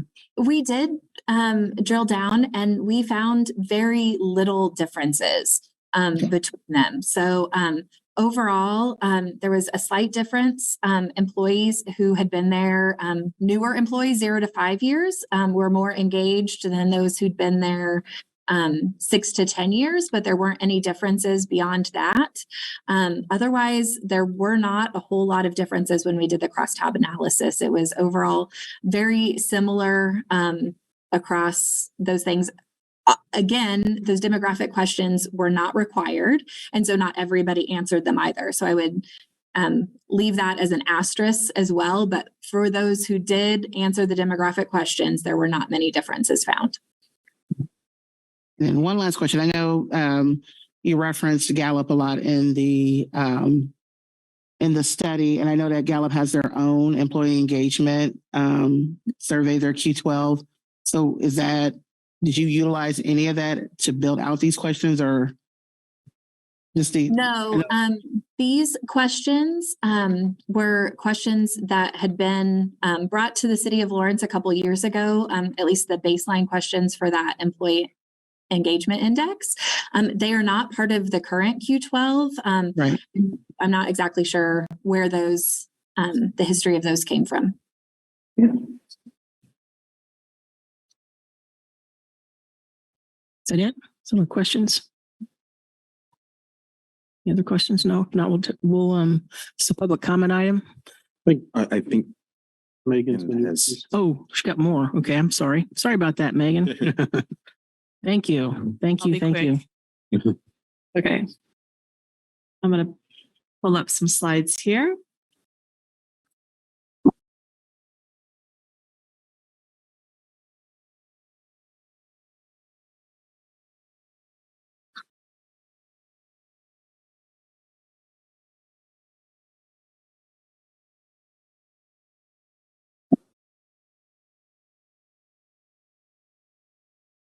Okay. So good evening again. I'd just like to take a few minutes to talk about, now that we have this feedback, what we're going to do with it. So just to highlight that engaged and empowered teams is one of the 6 commitment areas from the city's strategic plan. So while we have the outcome areas and those describe what we're trying to do, where we want to go, the commitment areas are really about, well, how are we going to do it? What kind of organizational culture do we want? So zeroing in on engaged and empowered teams, it's really about working toward a place where people throughout the organization are trusted, supported, and cared for as we build community. So it goes on to further say that we invest in and cultivate service to community, individual growth, team development, respect, and trust. Our very best is achieved by a diverse, engaged, collaborative, and innovative work organizational culture. So really, when we're talking about engaged and empowered teams and what we're trying to measure, when we're looking at the survey feedback and the engagement index, is how we become this type of organization for employees to build their career. So Dulcinea talked a little bit about how important it is to actually use the feedback that we've received. So now that we have 3 years of data, we're in a really good position. Also coming out of the pandemic to develop strategies and to take some action. So according, again, a couple of stats from Gallup. According to Gallup, only about 8% of employees nationwide strongly agreed that their organization will actually do something with the feedback. So I think our challenge is to not be part of that, have employees in that 8%. Great, the research by Gallup shows great benefits to actually doing something with results from employee surveys. Actually can lead to further disengagement if you don't do anything with that feedback. So we're going to look at action planning. The first step is coming back to work groups, coming back to employee teams and discussing results within departments, within work groups, and then identifying what are some of the trends that mean something to our work groups and develop strategies or realign ongoing activities and strategies to actually improve our employee engagement index and work toward an engaged and empowered workforce. So that's really what we're going to be focusing on moving forward. I'd like to just give a quick overview of some of the employee engagement activities that we have underway. There's a whole network of formal and informal ones here at the City of Lawrence. We have something called the Employee Relations Council. That's been part of our organization since 1978, when the city commission at the time adopted a resolution putting that together. And really it was designed to kind of be a feedback mechanism for employees to be able to come together, express areas of concern, and for administration at the time to hear that feedback. So, of course, we've changed a lot. The world has changed. Our organization has changed. drastically since then. We have more union representation now at the city. We're coming out of the pandemic. It's a much different workforce. So I think this is a good time for us to look at this and other things to kind of modernize and think about where do we want to go. So that's one and we've gotten great feedback from this group over the decades, and they've been active over the years. So we'll be engaging people who have been a part of that in our next steps. We also have something called LEAP, awards and committees. This is an employee recognition program. We recognize employees based on years of service, but there's also kind of a service component where we can use this committee to recognize employees that go above and beyond the call of duty to serve the city. We have various professional development and training opportunities that are offered citywide and then kind of on a department specific basis based on, what those jobs and requirements are within departments. Different departmental work groups and activities that are ongoing and underway, working within departments on areas like safety, improving communications within departments. Some departments have been really intently working on improving their communication amongst their employees. And a couple departments have been working on accreditation processes. That's been another really good mechanism for people at the department levels to come together and work together and have more engagement. Also, Dulcin, they had mentioned that we got good feedback on citywide employee engagement events. We've had a food truck event where employees can come together and socialize together, meet other employees, have more of a sense of community as a workplace. So we've had success with those, and we'll be looking at effective strategies in that area. And then around the strategic plan, we have various work groups that focus on the outcomes and the commitment areas. So I work with the outcome champions on how to advance, engage, and empower teams within their areas. We also have a group that's made up of representatives from each department that's been really focused on engage and empower teams. They really were a big part of helping Wichita State with developing this past year survey. So want to thank them, and we'll continue to work with them. All right, so just a couple more slides here. Just kind of picking up on some lessons learned from this past year survey, and kind of some questions that Commissioner Sellers had around, just the rate of employees that didn't choose to answer what department they work in. I think that's something we need to look at, how to improve that participation rate on employees feeling comfortable or choosing to select what department they work in. I think that's really important. The Employee Engagement Index is a KPI for our strategic plan, and it's a really important way that we can measure employee engagement. And so we're interested in being as specific as we can, as employees feel comfortable reporting. So as we move forward and continue to look at improving this survey design, we'll be considering issues like that. And also just always trying to increase participation.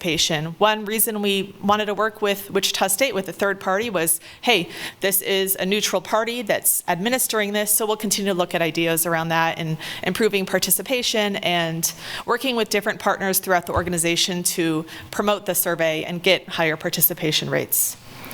So now the next step is really, we have sent this report out to all employees, so they at least have a copy of the report, but really it's time for the conversation to start around sharing the results and providing opportunities for employees to come together, look at them, discuss, and come up with strategies to improve our engagement index moving forward.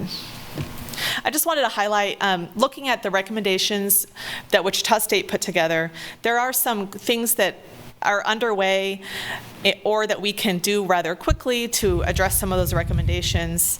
Managing stress and self-care has been a big area of focus for us at the city, especially as coming through the pandemic, you all saw and how the city tried to support employees, and that was across the nation as employees went through immense stress. So we're on the other side of that. We're still feeling the results of that, and we're always trying in HR with engaged and empowered teams and across the city to find ways to encourage employees to get that care, to take care of yourselves, take care of your family. We've changed some policies, but most recently, we are really trying to emphasize the EAP, the Employee Assistance Program, which does provide counseling sessions for free. We provide mental health coverage through our health insurance plan at 100%, and so we try to promote that. We recently launched the Calm app. It's like a mental health app, so every employee and their dependents can get access to that Calm app to try to integrate that self-care into their day-to-day routines. We've been partnering with Bert Nash to provide like mental health first aid and similar trainings to employees. So it's really about having those conversations, making it a part of our culture for employees to know that this is an important thing. There are various resources available. And so those are some things that we've been emphasizing. We had an employee appreciation event last month, and through that we were really emphasizing these resources. So that's definitely going to continue to be a big area of emphasis, and we'll always be looking for new ways to promote those resources and normalize that self-care. We also do have breastfeeding facilities. That was one of the recommendations from the family-friendly survey results. I think the issue there is probably just communicating it out and making sure that everyone's aware that there are facilities. Here's a map of them, so that it's just, that's part of our employee handbook, is that we do have those available. So I think that's just a communication issue, most likely. So things like that. So yeah, internal communication is definitely an area for us to improve. I think we heard from the results that departments within themselves are effective at communicating within work groups, but that citywide communication is definitely something that we want to work on. We've started some citywide communication efforts, but we're going to be looking at ways to kind of overhaul that and improve that, to make employees feel like they have an effective way to receive information about, employee information, areas of emphasis for the city. So, and it really needs to be tailored based on how they like to get information. So we do rely heavily on email right now, but we need to look at that. So, and then we'll also look at ongoing feedback, maybe not waiting for the annual survey to get measurable data. So through our new system, Ceridian, it's our new HR information system, there's a way that we can get employee feedback within that. And so we're looking at that, and I'm excited about that opportunity so that we can measure the employee engagement more frequently than annually. We'll continue our engaged and empowered teams work around the strategic plan, continue to look at ways to effectively measure employee engagement, look at the strategies that had previously been developed when the plan was first adopted, and make sure that they're aligned with where we're trying to go and what we've heard from employees. And then also going back to that slide I had with the blue boxes, revamping our network of ongoing formal and informal employee engagement activities, aligning our structure with where we're trying to go and what we look like as a workforce now. So that concludes the next steps slides, and I welcome any questions. Thank you. Thank you. Thank you very much, Megan. Any questions? Yeah, I had a quick one. So I know we've got a lot of room to improve, but I was just curious, are there any champions for the things that we do well that, we can kind of build off of and maybe expand on? Just curious. I think, yeah. I mean, I do always tend to focus on, oh gosh, what do we need to do? There is a lot of room for improvement. Dulcinea mentioned this, but if you do look at the employee engagement research that Gallup does nationally and internationally, we are with the trend of challenges in that area, but we are doing really well. I mean, there are areas where we did get positive feedback. I think it's great that such a high percentage of employees see how their work contributes to goals of the organization. It's interesting that we had such a high response rate in that, but then kind of lower in connecting employees' work with the strategic plan. So I think there's some work to do in that area. I also was excited to see that many employees feel like they have a good relationship with their supervisor. That was exciting to see. And I think that relationship is so critical to employees' day-to-day lives. So just a couple that I would highlight. And, we do hear from employees that they understand there are resources, but I think it is for mental health and self-care, but I think it is about making them more accessible in different ways, kind of based on the family that they're in and who they are as employees. So just some things I would highlight. Yeah, because I was, just to follow up, I was thinking like maybe meshing like some of our determinations that we're trying to accomplish, like, foster connection to other departments, and we're trying to improve internal communication, like maybe at those events, kind of using that as an opportunity to go ahead and get to know other folks, get to know exactly what we're doing right, what we're doing wrong, and, what they would like to see in the future. For sure. Yeah, thank you. All right, other questions for Megan? Megan, I have a couple of questions. I wanted to make sure I heard you correct. So we do have dedicated spaces for lactation that are not bathrooms, and you're saying it just hasn't been, we just haven't done the city staff has not done a good job of articulating where those are. Yes, we have dedicated spaces that are not bathrooms. That's required. I've only been here for a year, so I don't know what communication has taken place with city staff about where they are. I would imagine that if you are a lactating parent, that you, in your workplace, you're made aware, but I don't know if we've done citywide communication for that recently, so I think that is an opportunity. Okay. Yeah, it's part of our employee handbook that we do offer those, so. Okay. Yeah. Because I was going to bring the law up, so I wanted to make sure, it kind of scares me if we have it and folks don't know. We do, yes. Yeah, I think it is just communicating it effectively now. Gotcha, okay. And then this may be a little bit of a weedy question, but as far as supervisors and their contact with direct reports, I know usually staff meetings are those opportunities to do touch points and engagement. When it comes to coaching, is it the culture of our department supervisors to provide that coaching to their direct reports, or do we encourage, to kind of piggyback on what Commissioner Littlejohn was alluding to, the idea of creating opportunities for cross-department to do maybe perhaps some coaching? I'm kind of doing a question/discussion idea. item. I love it. Yeah, I would tap myself for that. But so in regards to coaching and supervising, is that all kind of meshed into one as it relates to the relationship between the supervisor and a direct report? Yes. I think traditionally it is between the supervisor and their direct reports, and we have appraisal processes and things like that in place to make sure that's happening. I think I understand what you're saying, the idea of fostering that citywide connection and making spaces for people to have those connections and get that coaching, even if it's not with their formal supervisor.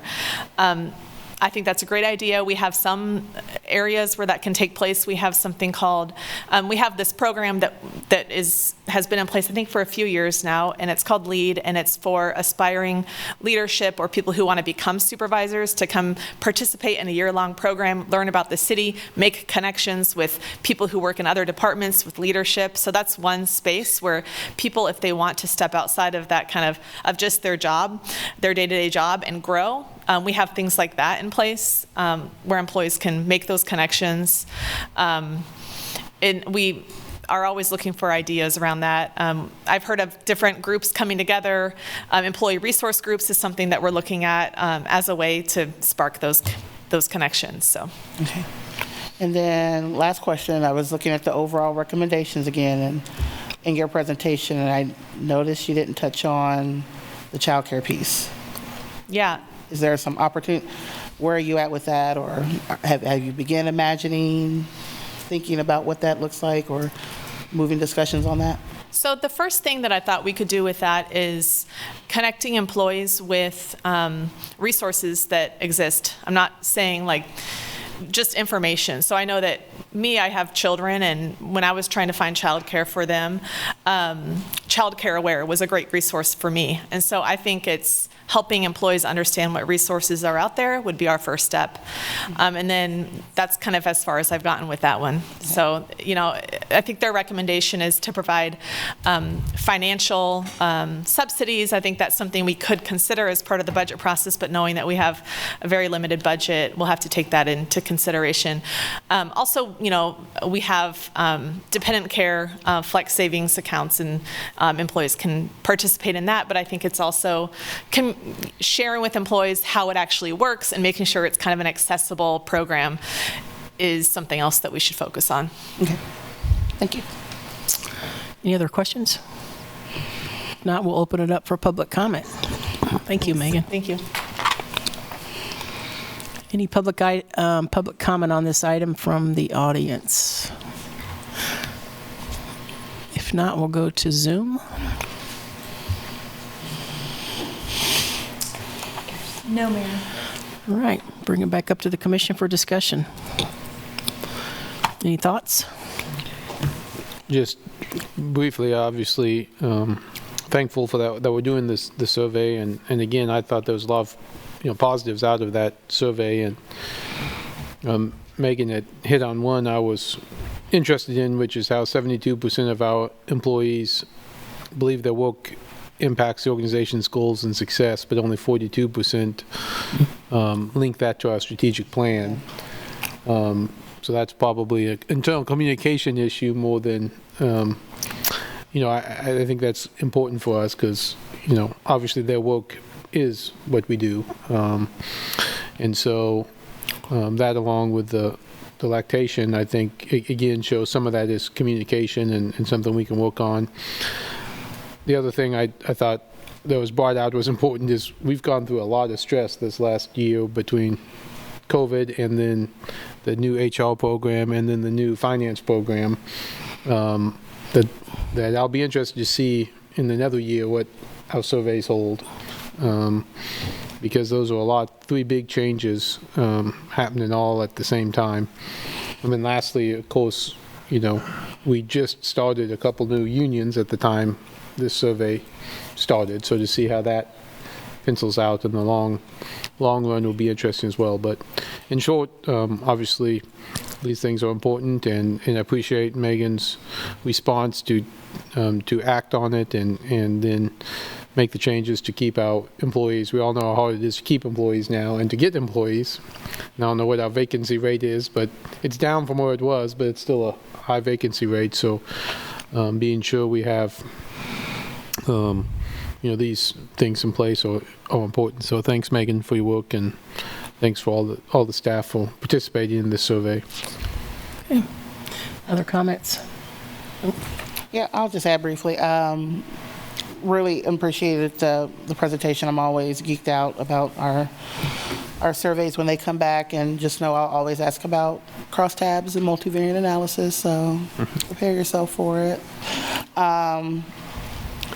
To Commissioner Pinkeldye's point, I was looking at the two pieces in regards to how work impacts in the relationship to the strategic plan, as well as looking at the idea of the good relationship with supervisors. I think all of those kind of converge together and speaks to the point I made about supervising and supervising. Coaching is something totally different, and oftentimes people can be good coaches. Could be great supervisors, but they're not great coaches. That's something totally different. And so I know that is something that we, or at least the agency I worked for on the state level, that we leaned into heavily. Supervisors can be technical. Coaching allows you to dig into some more adaptive things, and it takes a special person to really dig into that. And I think that why I would hypothesize that could be one argument as to why there may be a disconnect with city staff understanding how the strategic plan relates to their work, because you have to have a good supervisor that can speak to that and coach someone on that. So just like we have outcome champions and we have commitment champions, we may need to have strategic plan advocates that can really speak and coach to that and help people understand how to see their position in their work and how to operationalize the strategic plan within their work. So I think you uncovered something wonderfully that speaks to Gallup's work, because that's what Gallup's all about. Plus or minus if you want to make the investment in there, which is what they really want you to do. But they have enough information out there where you can necessarily not reinvent the wheel, but you can kind of grab a little bit from what they're doing and make it your own. So I think that would be something that could be beneficial, that if that was implemented, you may see some statistical change for next year. In regards to the child care question, there's some opportunities out there to start that initial discussion. I know Kansas Children's Service League that works very well with Child Care Aware. They're both resource and referral agencies. Don't ask me what the name of the tool is, because I cannot remember right now. However, someone at Child Care Aware should know, but KCSL actually has an assessment tool for employers that they can use to assess where they are as an organization in regards to implementing, whether it's child care subsidies, providing child care on site, what that looks like. That can help in bringing that discussion. Because I know the first thing we went to is we talked about the money. Sometimes it may not be about the money. That's where that co-governance comes in, like you spoke to. Maybe it's connecting individuals to the resources that are already out there and building those partnerships that then staff will feel like, oh, well, we may not have it on site, but maybe I'm missing an opportunity to apply for a subsidy that might be available. Or maybe they don't realize they qualify for DCF subsidy and apply for that, or that DCF also offers grandparent care. So there's a lot of resources out there. It speaks to the access piece and use. Most of individuals, that they don't know where to access and know how to use the tools, then they're not going to be successful. So maybe there's an opportunity to plug us into that. But yeah, overall, this was a great presentation. And I always, like I said, I get excited about these, and I'm glad we had it tonight. All right. Any other discussion? Yeah, I'll try to be quick. I appreciate it as well. Alluding to what Commissioner Finkeldye said, I'll be interested to see what the trends are in the future, and also to follow up on what Commissioner Sellers said in regards to the strategic plan and a little bit more of a closer relationship of how the strategic plan works with the folks that work with us every day. That would give us an opportunity on a short-term basis to actually see how we're progressing as well. On that level, I'm really curious and really excited to see, if we can go ahead and make those sort of quick deliverable change, as you mentioned before earlier in the presentation. But I'm excited about this, and because you always want to know more information than kept always guessing. So I'm glad that you were able to go ahead and present this to us, and I'm looking forward to the future. Anything else? No. Yeah, I will. Just a second. Thanks again. Fantastic to see, and not surprising. I was not surprised to see the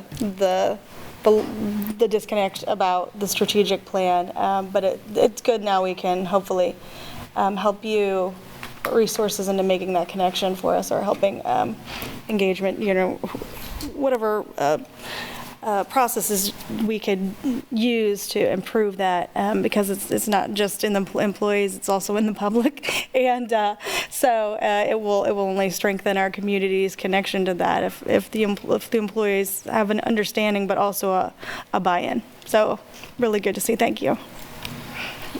Thank you very much, Megan, staff, and for the employees who took the time to do the survey. Really appreciate their effort on that, and we need to hear this information. And I do agree that child care continues to be the forefront of a lot of the concerns that we're seeing. And this is not just for us, but it's community-wide with businesses. The need for better and more child care options for employees. So thank you very much.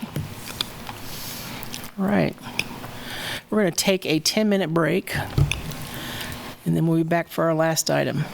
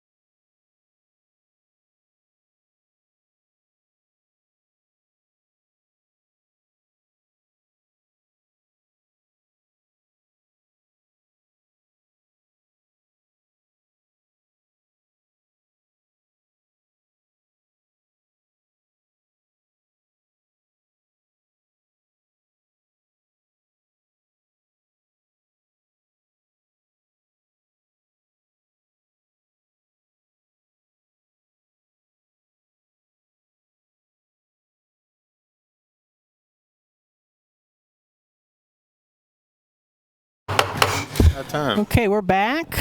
We are back. On to item number 2, which is to consider approving a preliminary development plan, PDP 22-00224, for Fall Creek Villas, located on an unaddressed parcel submitted by Landplan Engineering on behalf of Sojak Land Company, property owner of record. Who do we got? Sandy? Thank you very much. Nope. Kyle Cooley with Planning. Before I get started, I just want to give a reminder about disclosure of ex parte communications. Okay, who would like to start? I met with Chris Joseph and Gene Shepard. I had a phone call with Ron Schneider and a phone call with Mike McGrew. And I with Chris and Gene talked about pretty much what we'll see in their proposal, or I think we'll see in the PowerPoint presentation. Ron was a short conversation with no real specifics, and the same with Mike was more of a process question about how we're going to discuss tonight. So, okay. Met with Dale Wheeler. I think that was it. Are we doing overall or just since the last time we discussed it? Well, whoever, yeah. Oh, yeah. Overall, I think I talked to the first time around. I think I talked to Landplan about it, and then I think that was it. So okay. Okay, good. So for me, I talked to Morgan Hanning and Margaret Rose. I met with them and discussed the project itself, and then they presented to me an engineer's letter that they had received, and then also just their concerns, discussed their concerns pretty deeply. And then I talked to Mike McGrew, and he basically just wanted to make sure I'd seen the new data that was put out there. And if I had any questions on that, to give him a call on that. And last, I talked to Ron Schneider very briefly. He indicated that he's representing one of the homeowners in that area, and just wanted to let me know that he was going to be coming tonight to speak and had concerns about the project. As I reported last time, I'd spoken to Mike McGrew. Since then, I have only spoken with neighbors Margaret Rose and Stephen. I'm sorry, I forget his last name, but thank you, Thompson. He's in the correspondence. They expressed all the same concerns that we have here in our correspondence. I don't think I've seen anything that is dissimilar from what we discussed. Based on the initial conversation, I spoke with Mike McGrew. Since then, I have spoken with Cindy and David Swanson and Chris Joseph in regards to the concerns on the staff response from Kyle Kobe, and just some overall concerns with the project and information from the engineer report. And that's it. Okay, I should add, I did talk to Kyle Kobe too. I forgot about that this afternoon. I asked him about the stream study that was referenced in the staff report, and that was pretty much it. And I did have email correspondence with Margaret Rose, but it was the same thing that we all received. So. Okay, got it. All right, we will go on to the presentation. So thank you, Mayor. Once again, Kyle Kobe with Planning. I'm going to provide a summary of this, as this item is returning to you after having been deferred on March 14th. As that item was being discussed, several questions related to stormwater management were raised. The City Commission voted 5-0 to defer the item at that time till this meeting to provide time for stormwater engineering review information to be provided. Matt Bond, the stormwater engineer for the city at the time, has since retired, but Kyle Gontowitz with Municipal Services and Operations staff is here to help answer questions along those lines. Several supplemental items have been added to the agenda since this was heard on March 14th. The applicant has provided several additional documents that supplement the stormwater information. Planning staff received a request for clarification regarding information presented in the staff report. Staff's email response and a memo summarizing that response are included in the agenda packet as well. And then, of course, the public comments submitted for inclusion in the agenda packet have been included Again, that concludes my summary. I'm going to throw it over to Kyle Gonterwitz to kind of cover things from his angle if he has any opening comments, but I'll remain available to answer any questions along the way as well. I'm Kyle Gunnerwitz. I'm with MSO, CMAG Group. I'm a project engineer, and I don't have any opening comments. I'll just take your questions if you have any. Okay. Is that it for staff presentation? We'll open it up to the land plan. Do you have anything you want to say?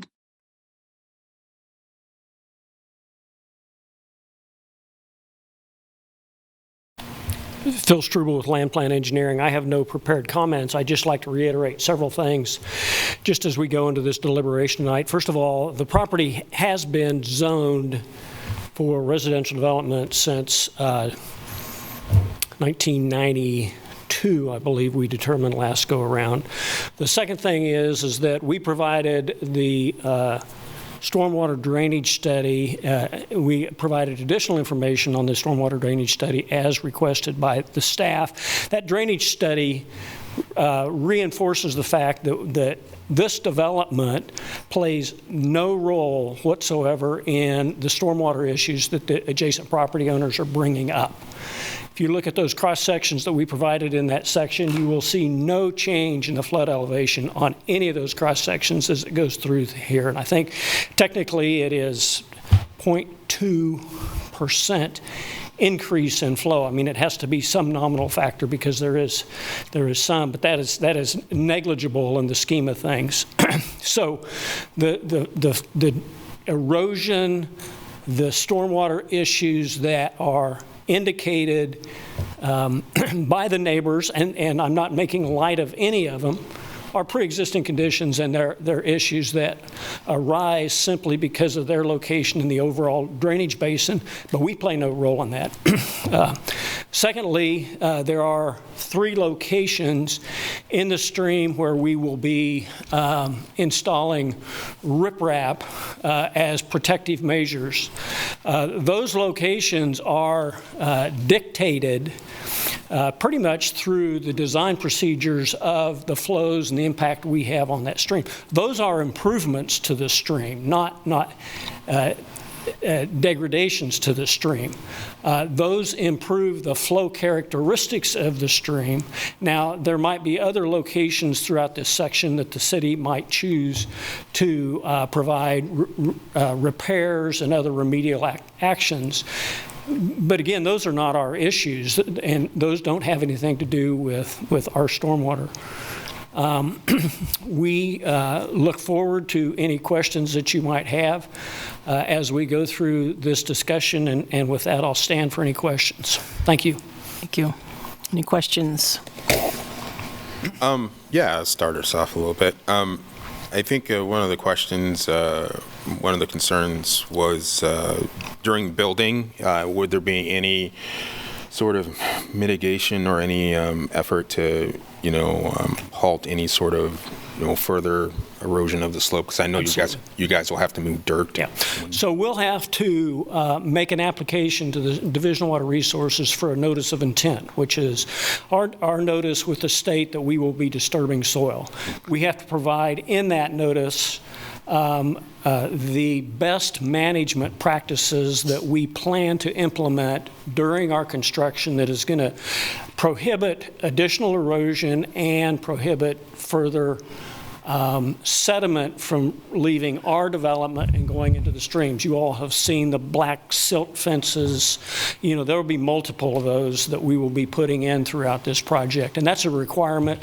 We have to submit that application to the state, and they have to approve that, and I believe city staff also reviews that and comments on that before we can proceed and do that. So yes, there will be multiple efforts on our behalf to prevent erosion during construction and after construction, clearly, and prevent any sediment from washing from our site into that creek.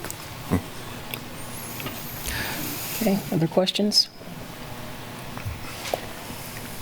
I had questions for staff, but I wasn't sure when we were. Sure. Yeah, we can do that now. do that now. Okay. Thank you. There's two Kyles. I guess that's That's a tough one, yeah. and Kyle, Engineer Kyle. How about that? I guess obviously one of the reasons we deferred this is to get, because Matt was not available last time.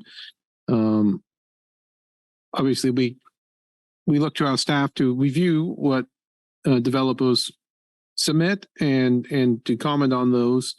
And I guess, we heard a couple statements, and I guess one, I'd ask generally what your review of what's been submitted, and two, some of those statements about the pre-existing conditions, the putting the riprap in the stream bed, and then maybe the comment, would the city be considering any of their own work on that stream bed as part of this process? I think, some of the talk about, and you've probably seen some of the photos showing some of the stream bank erosion. I think that would be of some concern on either side of the bank. So I think there could be some opportunity there to stabilize some of the stream banks where it's being eroded, but I don't think that's part of the discussion yet. I think really this is a preliminary approval, preliminary plat, and typically in a preliminary development plan. And once approved or not, once approved, if approved, it would go to then engineering and the public improvement plans, and then we would really take a closer look typically at the engineering and the models and how this development would be engineered. Any other questions? So you're saying that there would be additional work during the public improvement process? Yes.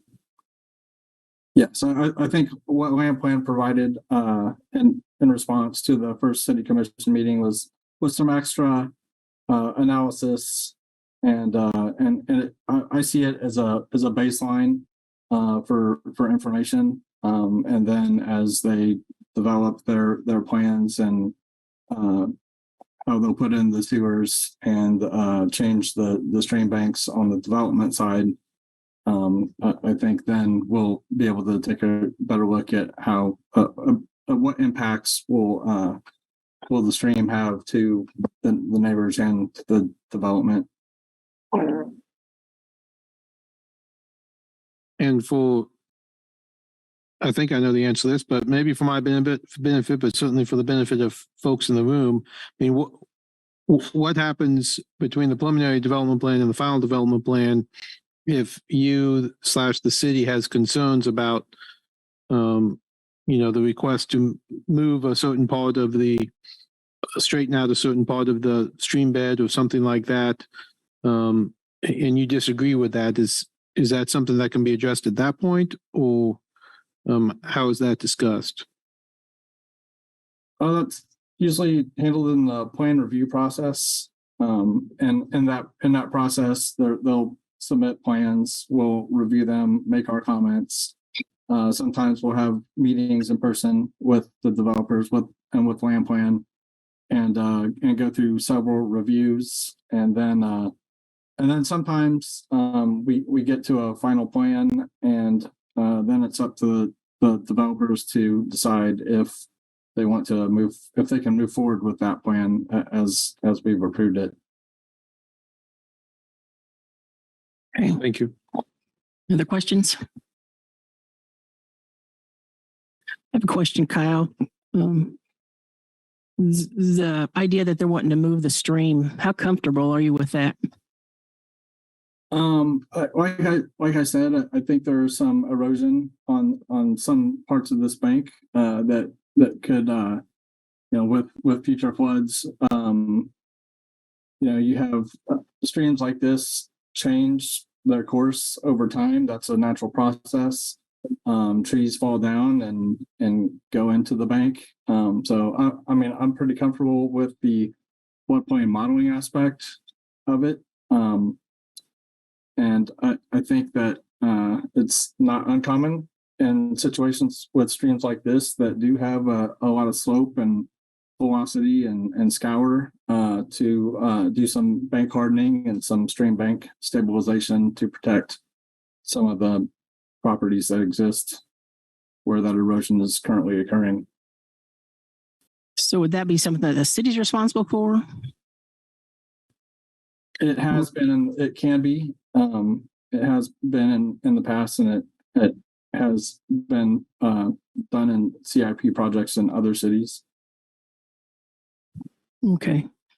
And Kyle, just to clarify, you're talking on both sides of the bank, right? Both the developer side and the...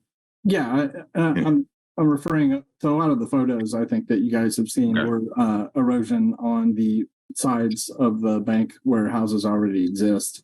Okay. So that's kind of what I'm referring to. Okay. So this is Andy Enns, Engineering Program Manager. I would just add in that we do, as part of the public improvement plans, we do require erosion control plans, grading plans.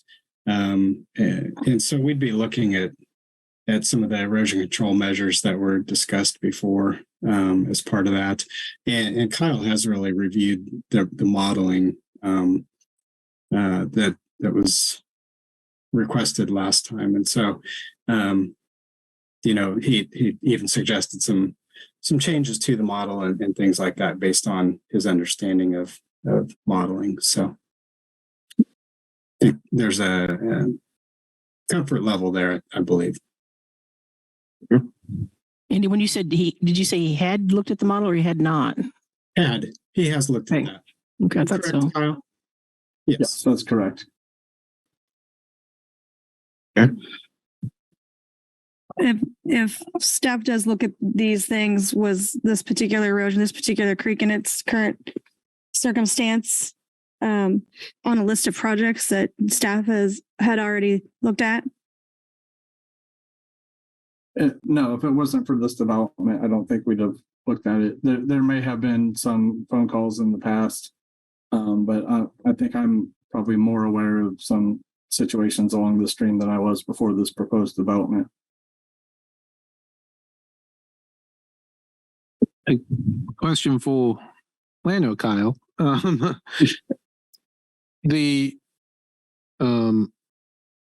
process after this, and I know you have other action required in the staff report, including final plat, administrative review, public improvement plans, final development plans. What, if any part of that, would the public be involved in? Any of that appealable to the city commission or reviewable? Yeah, so Kyle Kobe with planning. I think the answer in general is yes, given that there are multiple different plans that are required, those processes would play out a little bit differently. There's typically a notice component. I know that dedication of easements and things of that nature at minimum would need to come back through city commission for acceptance of that. So that's an example of something that would be on a public agenda.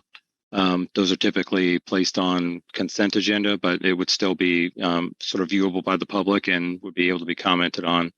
As far as I don't believe the public improvement plan process generally has a public engagement component to it, but there are some of those components with the other actions that would need to take place after this. Thank you. So I have this question is for Kyle, Engineer Kyle.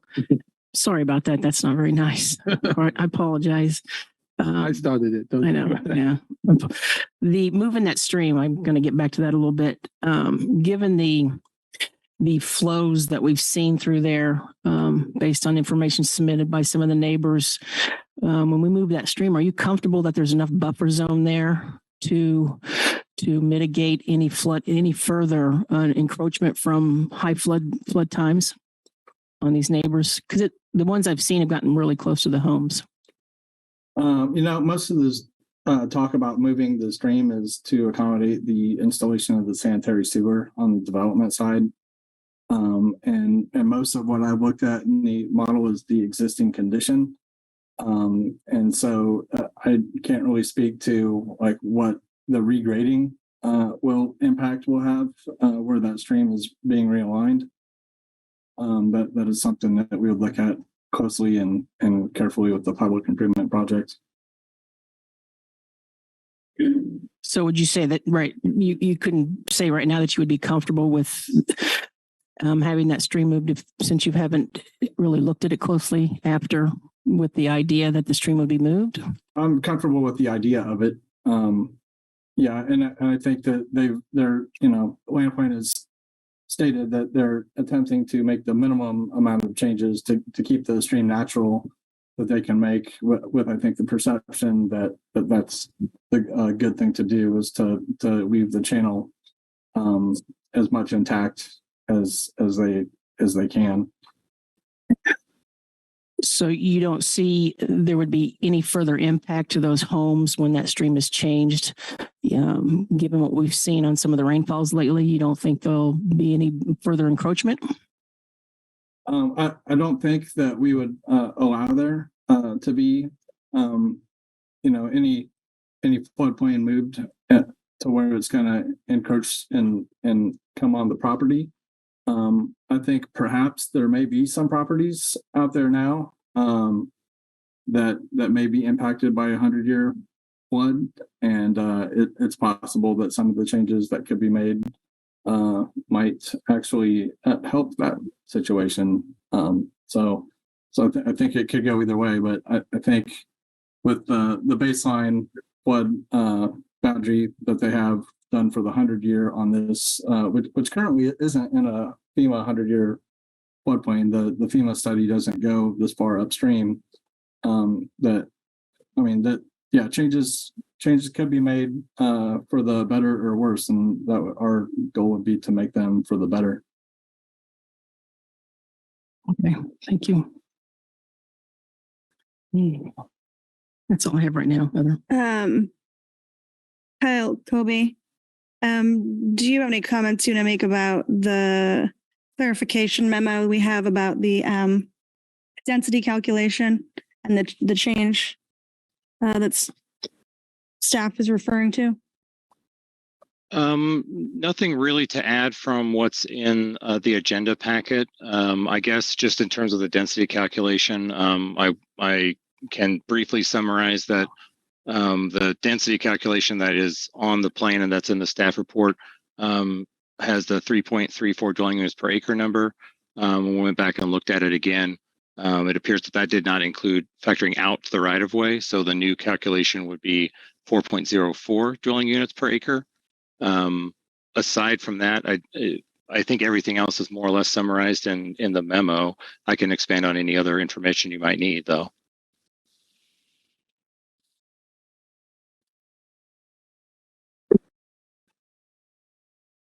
Any other questions? I've got one more for Kyle. On the model that was used, the modeling that was used, you said you had a chance to look at that. Do you know if that took into account the removal of some of the existing trees in order to put those houses up? Did that take into account that drainage that would be coming off of that? Well, no, like I said, I mostly looked at the existing situation model, and that the banks would have a different Manning's number than the channel, and so that those Manning's numbers would change with the removal of trees and kind of just even just cleaning out the bank of the creek, the banks of the creek and the channel. So even just that could make a difference. But that is something we would look at. If we get a good baseline model of what is existing now, and then another model of what is proposed once all the proposed changes are settled in, and then we could assess the impacts to neighboring properties. Thank you. Other questions? Not. Well, did you have something, Commissioner Sellers? Oh, wait. Okay, so we're going to open it up to public comment at this time. Already good.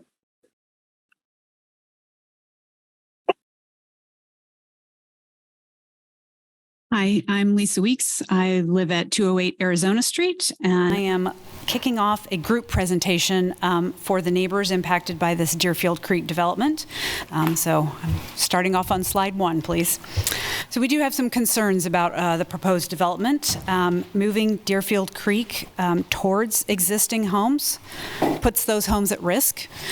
And the risk to those homes from erosion and flooding has not been fully analyzed and mitigated. The calculated density is artificially low, as it includes land that by code should not be included in the calculation. The base district by code should be used to compare intensity, allowed density and type of structure, in determining if the commission can grant the side yard setback. So to begin, I'll highlight some pertinent excerpts from the Water Resource Engineer's report that we submitted that demonstrate a lack of that risk mitigation. The developer will need to obtain a permit from the Corps that authorizes the filling of that stream under Section 404 of the Clean Water Act. There was no indication that a stream stability study had been performed. There is no stormwater report to back the conclusion that there will be no negative impacts downstream. And a two-dimensional hydraulic model used for the stream stability assessment should be used to evaluate the increased erosion and scour potential from the proposed grading.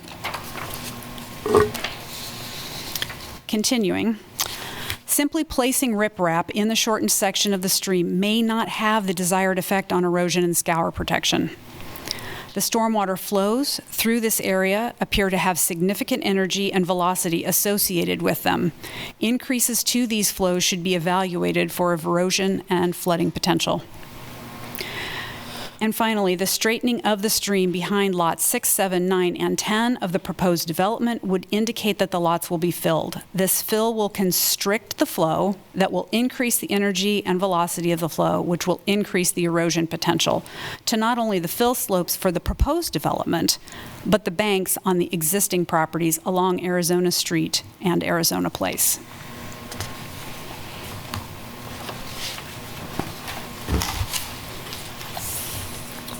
Thank you.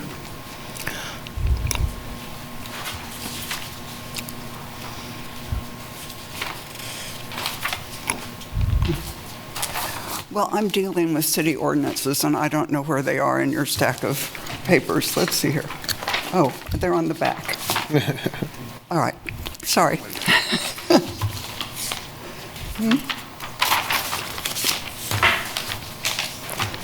There. I hope you all found it. I'm sorry. Mayor Larson and Commissioners, I'm Jean Shepard, and I'm pretty low tech, so I've got help here. I'm going to address the density issue first.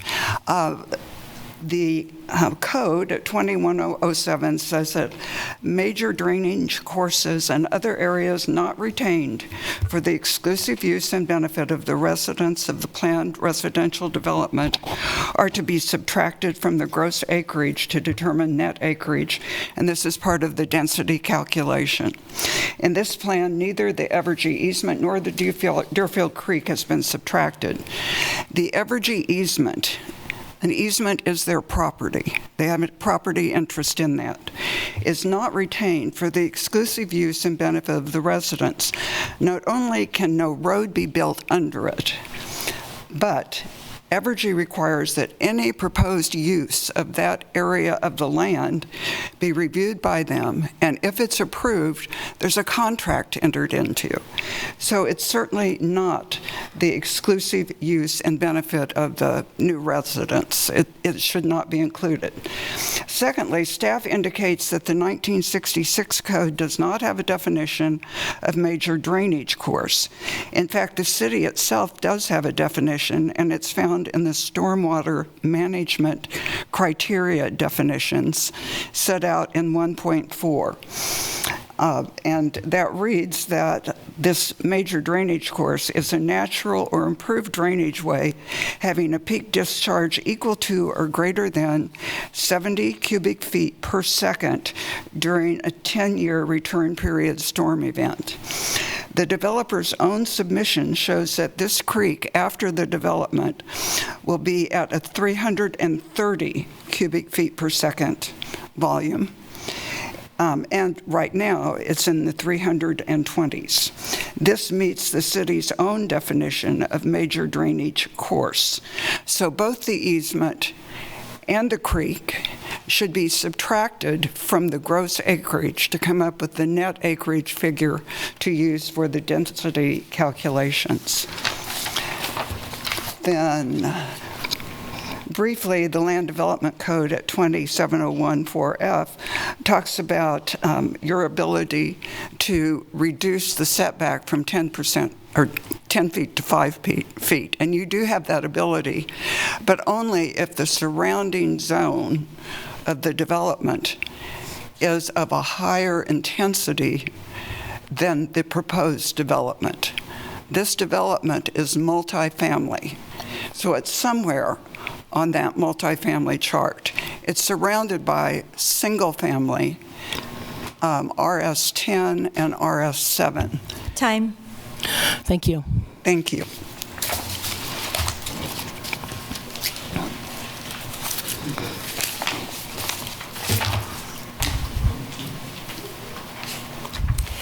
Ann Bailey. I'm just going to follow up on what Jean was talking about. The proposed creek changes require a permit from the U.S. Army Corps of Engineers acting under the auspices of the EPA. We request at the same time an environmental impact survey of the creek and surrounding woodlands be completed. The area is an important wildlife corridor, and we will ask that this proposal's environmental impact be reviewed. Also noted, Landplan said that the state permit, that there'd be a state permit, but the state said that there should be a U.S. Army Corps permit. So a few questions there.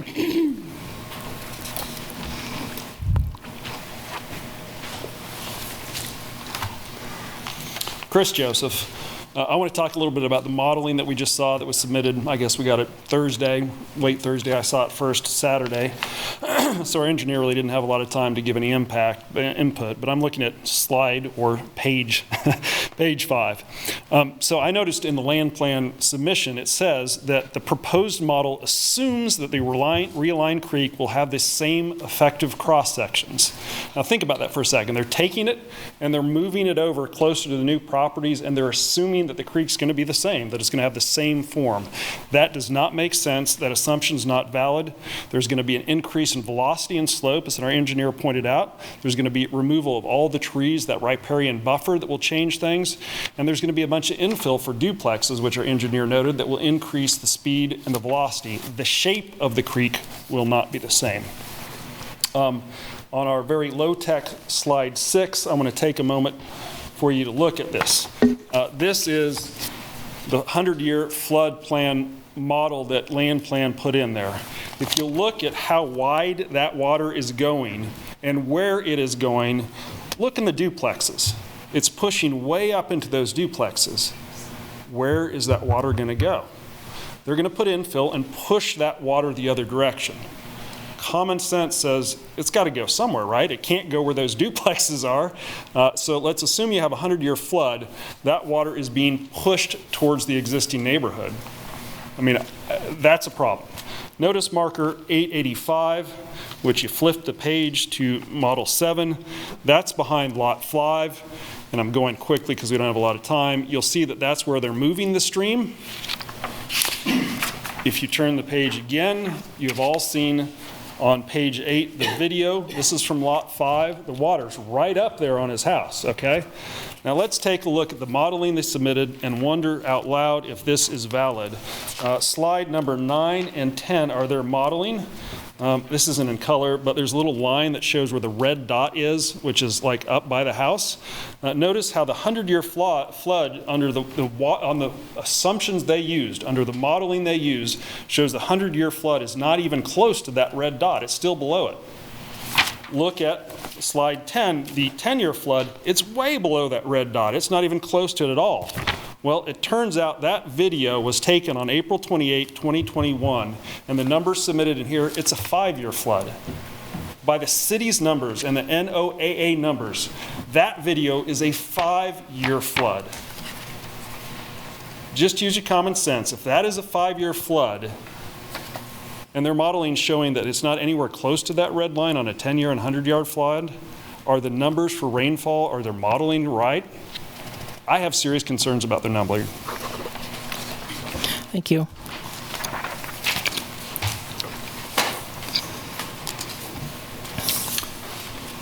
Good evening, I'm Stephen Johnson. I'm going to carry on from where Chris left off on slide 13. This is Transect 640. A bit further around, this is adjacent to Lot 8. The hatching shows the proposed riprap, which coincides with the movement of the creek bed southeast towards Lot 8. This not only moves the course closer to the house, but the straightened course, and it's very difficult to see on here, I apologize, will likely increase the momentum of the water, which is hitting a 90-degree right turn just downstream. If you move on to slide 14, with obviously the potential to increase erosion at that point. If you move on to slide 14, this is the watershed cross-section at that point. Unlike the previous ones, this actually has the horizontal and vertical axes on the same scale. And also unlike these are looking upstream. So we have on the right the proposed duplex, and on the left the existing home. Note the shallow, and the black boxes show the approximate horizontal positions of the two buildings in question. Note the shallow slope on the left towards the house. This very mild slope means that a change of one depth unit in the creek will lead to about a 1.3 horizontal units movement of water towards the house. So to exaggerate maybe a little, if the water level were a foot higher, it would be moving a foot 16 inches closer towards the house. The developers have pointed out that the rapid addition of water from the new development means it will clear the area and be downstream before the water from upstream arrives. That's true, but I would ask, how long does that flow take to peak?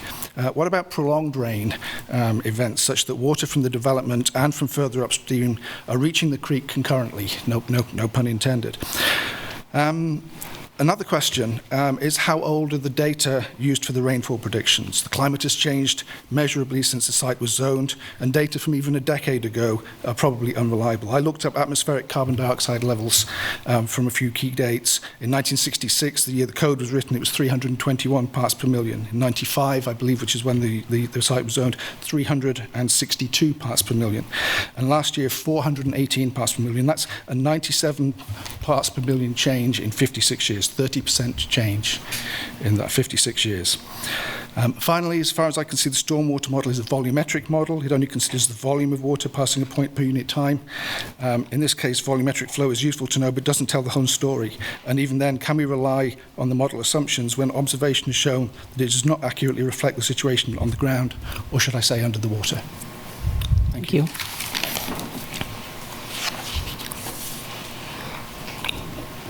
Good evening. I'm Cindy Swanson. I live at 200 Arizona Street. Continuing with page number 15, we see two examples from 217 Arizona Place. Obviously, when the water is high, it erodes the soil on the developed side of the bank pretty severely. 27 years ago, there were boulders in place up and down the creek to help prevent erosion, but by now, most of them have simply fallen to the bottom of the creek.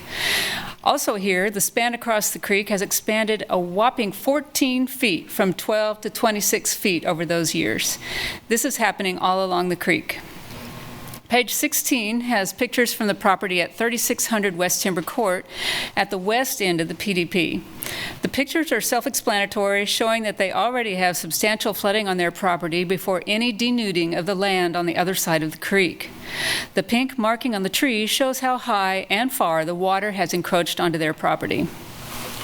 Page 17 is our own property. Mostly because it's at the curve in the creek, the boulder on the left finally fell down the slope last year as the soil has been continually eaten away after every rain. That took about 10 years to happen. It is just a bit past this point that the creek makes a sharp turn to the north-northeast and makes its way to the pipe that takes it under Castle. Now for page 18, we come to a potential major problem area.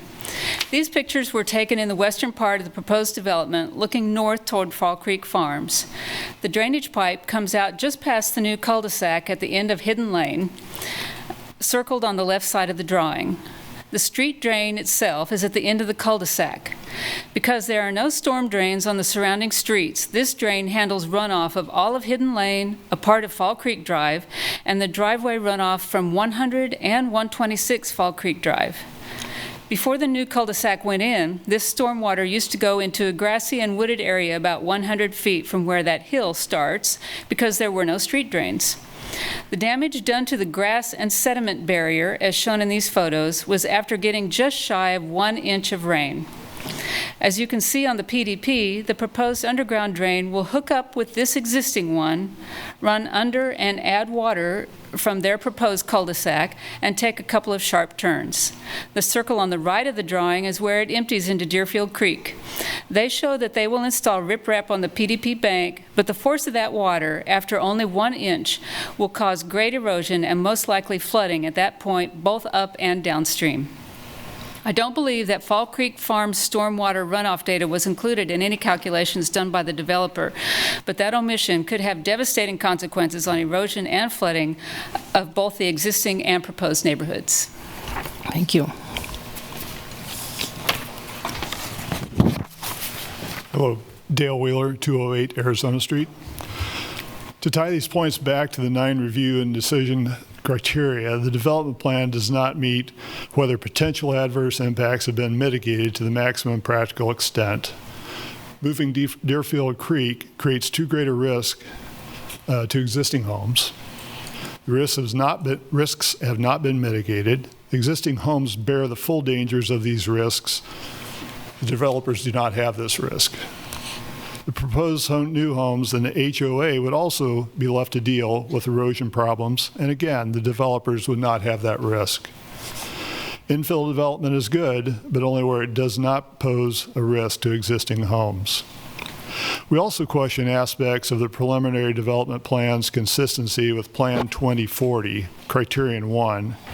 1.2 is consider and mitigate development impacts on the watershed. 1.3, preserve and protect natural surface streams. 1.4, develop stream corridor buffers. And going on to 2.1, minimizing grading and steep slope development. 2.3, protect the urban tree canopy throughout Lawrence. And 2.4, preserve and sustain native woodlands.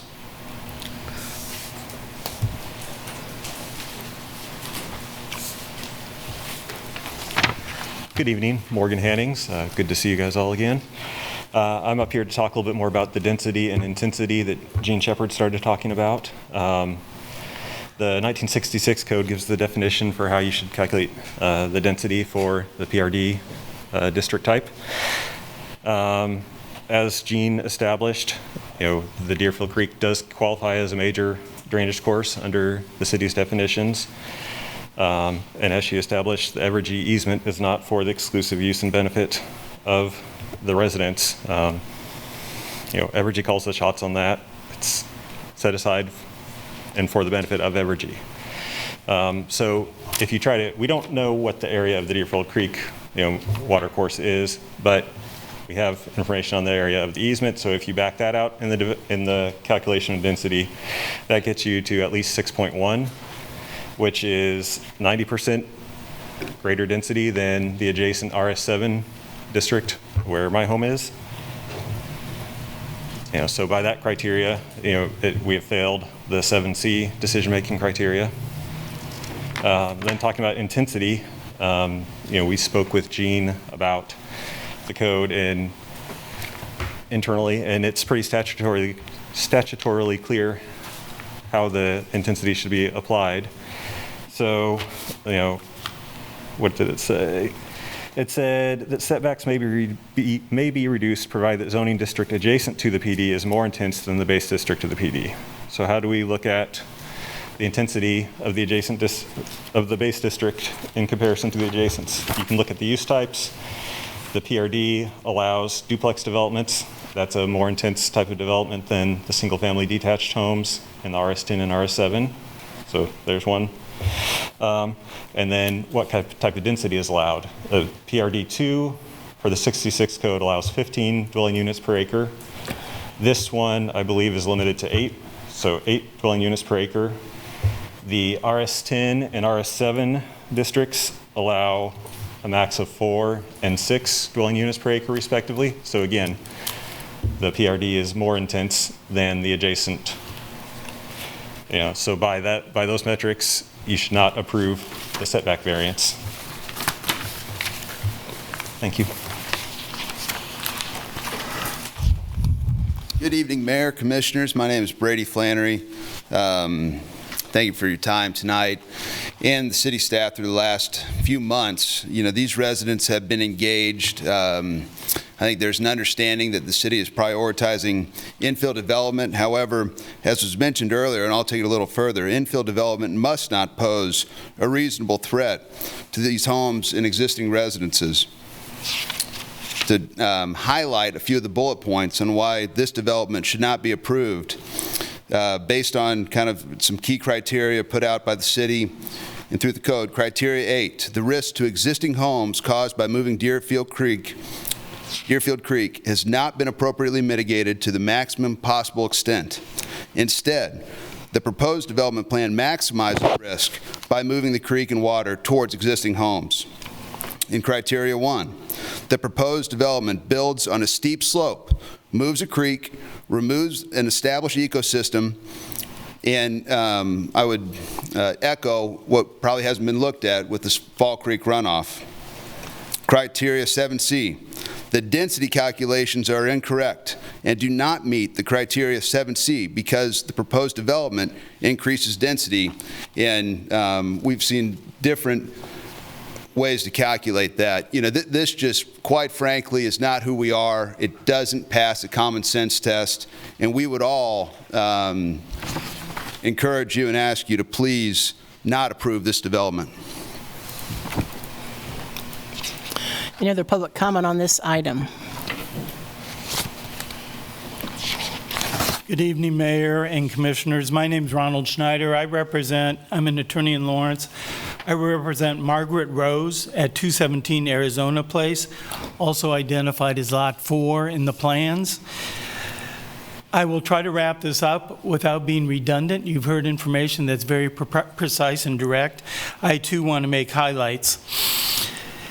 Lots 4 and 5, based upon the reports and the valuations even by the applicant, indicate that they're the most vulnerable properties with this stream as is and in the future if it is modified at all. There is clear evidence that this stream's impact and potential serious problems will be increased by this project. There will be increased erosion. There will be increased flooding. I direct your attention to what has been identified as slide 15, and I don't know what you have on your docket, but slide 7, excuse me. Slide 15 indicates my client's erosion. Again, Ms. Rose, that identifies erosion on both sides of the stream as is, and what will get worse. There's no doubt about that. Look at the video. This is the most telling and important document and evidence you have before you. Again, this was erroneously identified as a 10-year flood. It is a 5-year flood. The question is, what will a 10 or 50 or 100-year flood result in damage to the properties, the flooding, the erosion? Based upon the engineer's response hired by a number of the citizens, that engineer's report challenges many of those presented by the applicant. In this situation, I suggest to you that there are far many problems that have not been answered. Even your own engineer has expressed some vague opinions and not very definitive about what may happen and what the process includes. It's clear that the public process, if approved by you, is nil to none when it comes to input. There should be an environmental study in advance. It requires the U.S. Army Corps of Engineers evaluation, which should be done in advance and supervised by the EPA as required by law.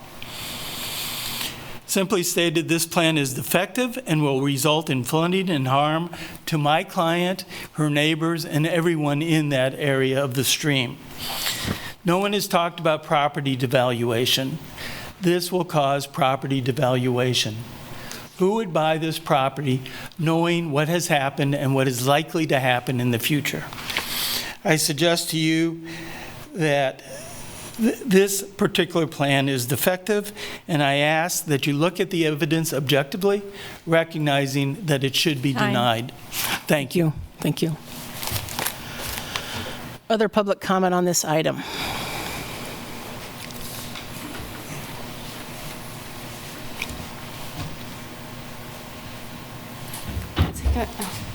It doesn't go down anymore. Okay, good. Okay.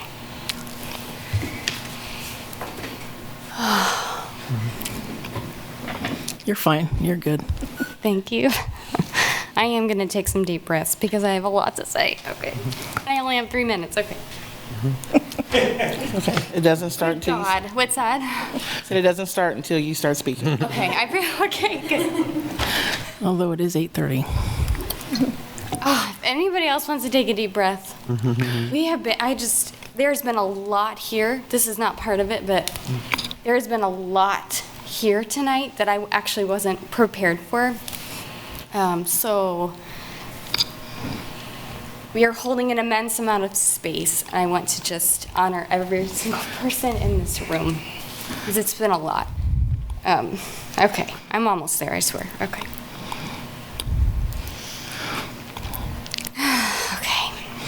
So my name is Rachel Alay. I live here in Lawrence. I live in the Brick Creek neighborhood. I'm actually on the backside of Burroughs Creek on Haskell Street. Haskell Avenue is correct. Okay. Anyways, I came to school to study wildlife biology here at Baker University in Baldwin City. And I've spent over a decade traveling back and forth to Costa Rica building wildlife bridges, where we would string ropes up between trees so that animals could safely cross above the road. When the pandemic hit, I was a brand new mom, and so we weren't able to go back to Costa Rica. We still haven't been back since. It's been 4 years, over 4 years. It grounded me in a way that I hadn't been grounded in Kansas before. And I started looking around. I was like, I don't even see the habitat. How do I connect? How do I do this work that feels so good when I can't even see the habitat to connect? But it turns out that that's not true. I just realized I didn't have my eyes open. This morning, I did something I haven't done since I was in Costa Rica, which is I woke up at 5 o'clock in the morning. I went to Fall Leaf Creek. I sat down with my field recorder, my notebook, and I listened to the dawn chorus. And what the dawn chorus is, it's when as soon as night ends and the sun comes up, all the animals wake up and they all sing. And I just recently found out that moisture in the air carries animal song farther, which is why a lot of birds, and when I was in Costa Rica, I was studying howler monkeys, why they might be calling to each other in the morning. I was greeted by a barred owl first, then by a second barred owl.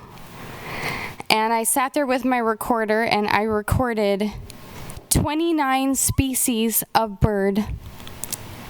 And I want you to know that this is significant, because in my neighborhood, I'm on the backside of a creek, we do not have this sort of diversity. After I sat there for 2 hours, I walked the creek and identified 15 native trees. And this is not me entering the other side of the property, this is me just walking. What we have here is special and significant. And also I met a neighbor and she said, you know, I wish that there was an endangered species here so they just wouldn't take this away. And I want you to know, because I only have a few seconds left, this is the endangered species. It's community that care. You have an opportunity to make a different decision about development. Time.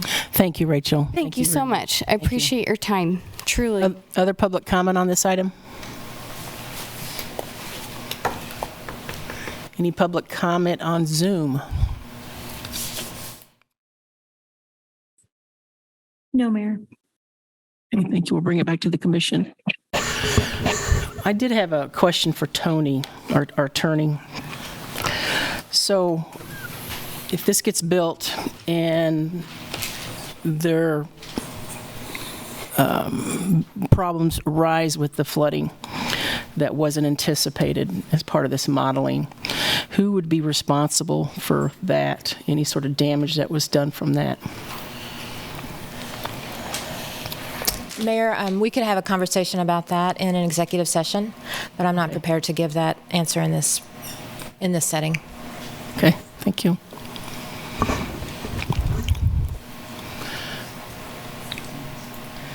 To make sure there's not any other questions. Any other Randy, questions? Yeah. Randy?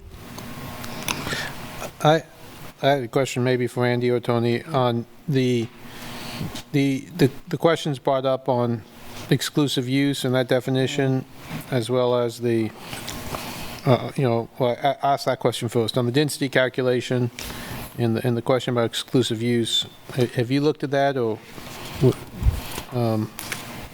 you comfortable with Kyle's memo on that issue? This is Randy Larkin, Deputy City Attorney. I haven't looked at it.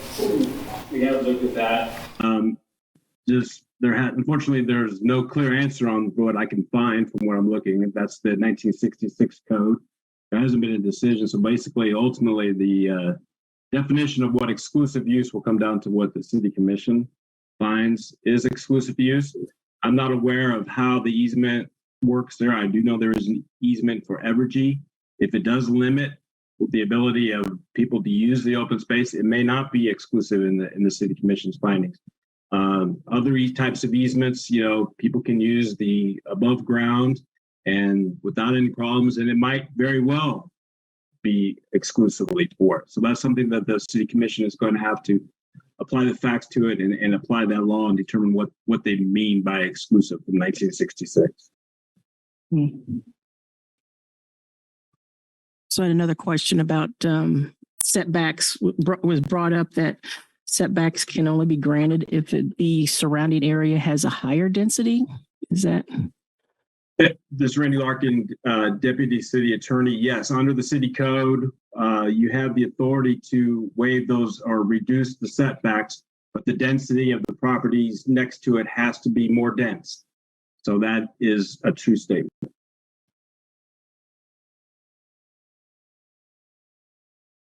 So the adjacent properties there's not more dense. Not to each other, they're the same density. Is that right? The duplexes are higher density. What? Okay. So I guess, are we applying that correctly when they're asking for a variance from 10 to 5 feet?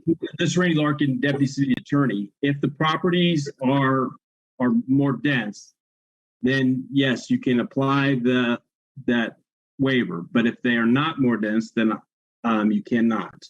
And then I'll let Kyle or Jeff Crick amplify that.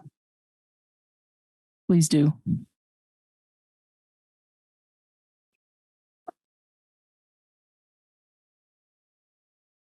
Kyle Kobe with planning. So speaking of the density question that just came up from 20-701 F4, what that code section states is the zoning district adjacent to the PD districts is more intense than the base district of the PD, according to the lesser change table.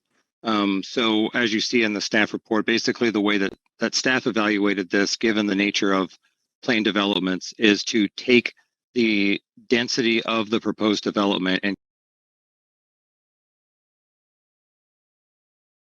districts.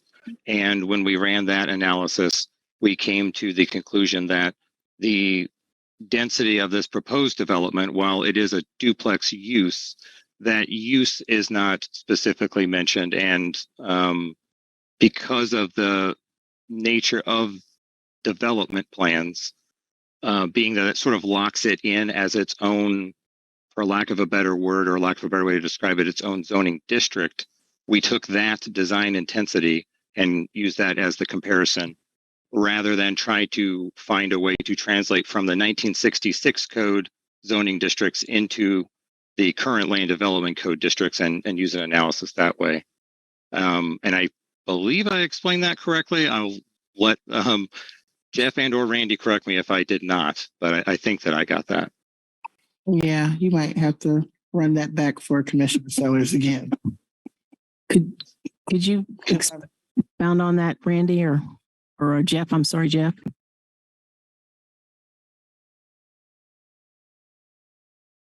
Jeff Craig, Planning and Development Services. I'd be happy to try. I think I've covered it quite clean, quite in depth. I'm not sure I can really add too much to it, but with the PRD zoning that was in place, you can do 8 dwelling units per acre as it is currently adopted and on the book. So they have the ability to do the 8 dwelling units per acre. And because PRD does not exist in the lesser change table, we looked at the design intensity, that kind of dwelling units per acre, as the common measurement to look across the districts to understand how intensity was working through that measurement. And so as we looked at the RS10 and the RS5 districts, they do have different numbers because the minimum of 7,000 square foot in the RS7 and the minimum of 10,000 square foot in the RS10. We calculated using the more restrictive of the two, the RS10 district, to understand that common number coming across the district. So based on the numbers that we were looking at, it was the RS10 was about, forgive me, I don't have the numbers off the top of my head. I want to say 4.4, 4.3, 4.4. And then looking at the proposed development, which was pencils out to be about 4.04, I believe, or 4.1. That was our way of kind of interpreting and trying to bring those codes across to understand a common measurement for the intensity of the districts. So I hope I've maybe tried to line on that difference. Any other questions on that? I don't have a question about that. Do you have any? Okay. Everybody clear on that? Okay. Questions? Can someone from staff talk about the requirement of, if there is one, I guess, of the Corps of Engineer and or the EPA doing a study before this could proceed? Or where that falls in the process?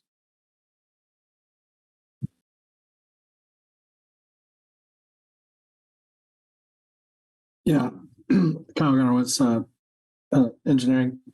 That would be part of the public improvement projects. I think this project would be conditional on getting a 404 permit from the Corps of Engineers for the waters of the U.S. For any changes that are made to the stream. So with that said, with the conversation around the agreement with Evergy, if this was approved, would there need to be a more formal agreement or some type of contractual contract between the developer and this project to show that Evergy is in agreement with the developer using that buffer space or the easement space as open, the use of the Evergy where the power lines are as open space for this project? And I'm hearing there's an agreement. I'm hearing there should be a contract. My question is, which one is it, and at what point would it need to be included in this process? So right now we don't have anything formalized on the books. I know that these plans have been run past the Evergy reviewers. I'm not sure what their official title is. And I did not get any comments back saying that that's not going to be allowed. To my knowledge, there's nothing formalized at this point. I think we would need to see something along those lines prior to the final development plan, final plat being recorded. I think that's something that would play out during that process. But so it wouldn't necessarily be something that we would do right now. Okay. But I think it would be required prior to finishing. Okay. Thank you, Tom.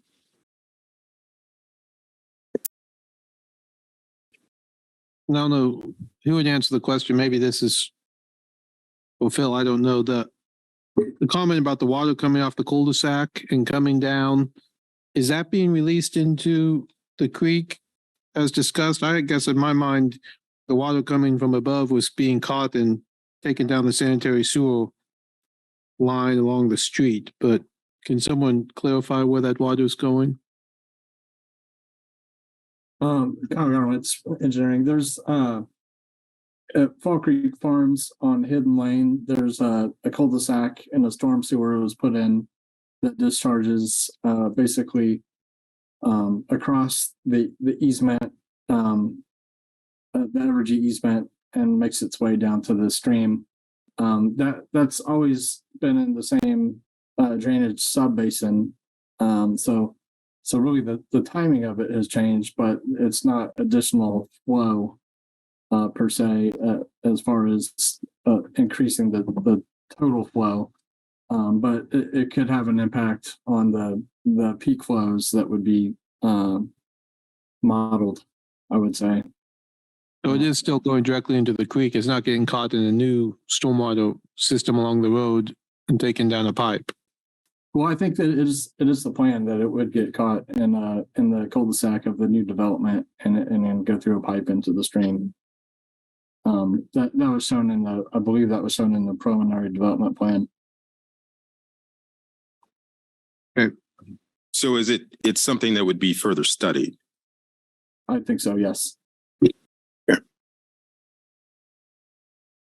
So is that creek considered part of the use for the new development? Is it waters of the state? I know I understand the city is required to maintain it. Is that correct? Sorry, asking too many questions at once. Sorry about that.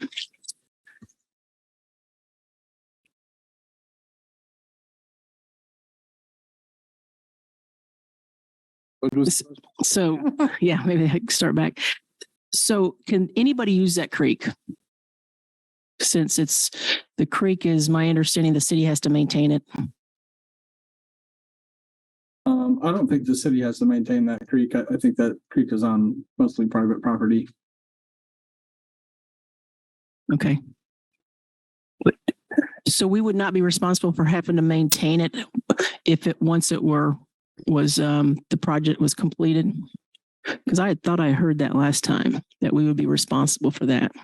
Yeah, I think if it's put in a drainage easement, and there could be some conditions. So a lot of times that's a condition provided on the as a note notated on the preliminary development plan or the final development plan about the maintenance and ownership of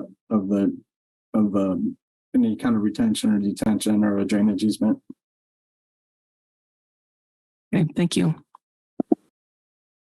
So if that were the case, we would have no idea what the ultimate cost of that to the taxpayer would be at this point, would we? No.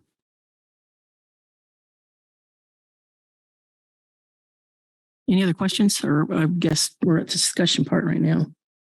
Well, I wanted to make sure there weren't any other legal questions because I know we've never done it, but I understand we can go and have that executive session now. It's been Suggested in the past anyway by legal staff that if we have a question like that, we may recess and get that answer. Yes, that's correct. You'd have to make a formal motion and second, it'd have to be recorded in the minutes like a normal executive session. Okay, is there interest? That's fine. So I'll make a motion. I would move we recess into executive session for approximately 5 minutes. 10 minutes? 5 minutes? 10 minutes to discuss a matter with our attorney. Justification for the executive session is to protect the attorney-client privilege. Okay? Got a second? And what you'll return back in this room at the conclusion? Yes, the City Commission will resume its regular meeting at the conclusion of the executive session. Do I have a second? Second. I got a first and several seconds. All in favor? Aye. Aye. Opposed? We'll be back in 10 minutes.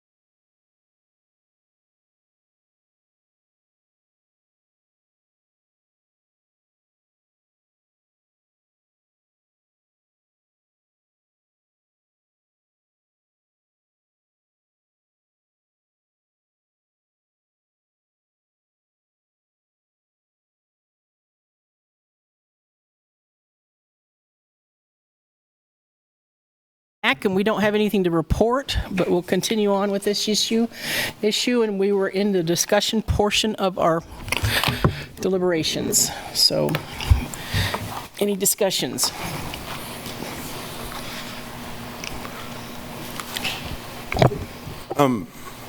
Kyle, I don't know if anywhere during our discussion or questions you went into how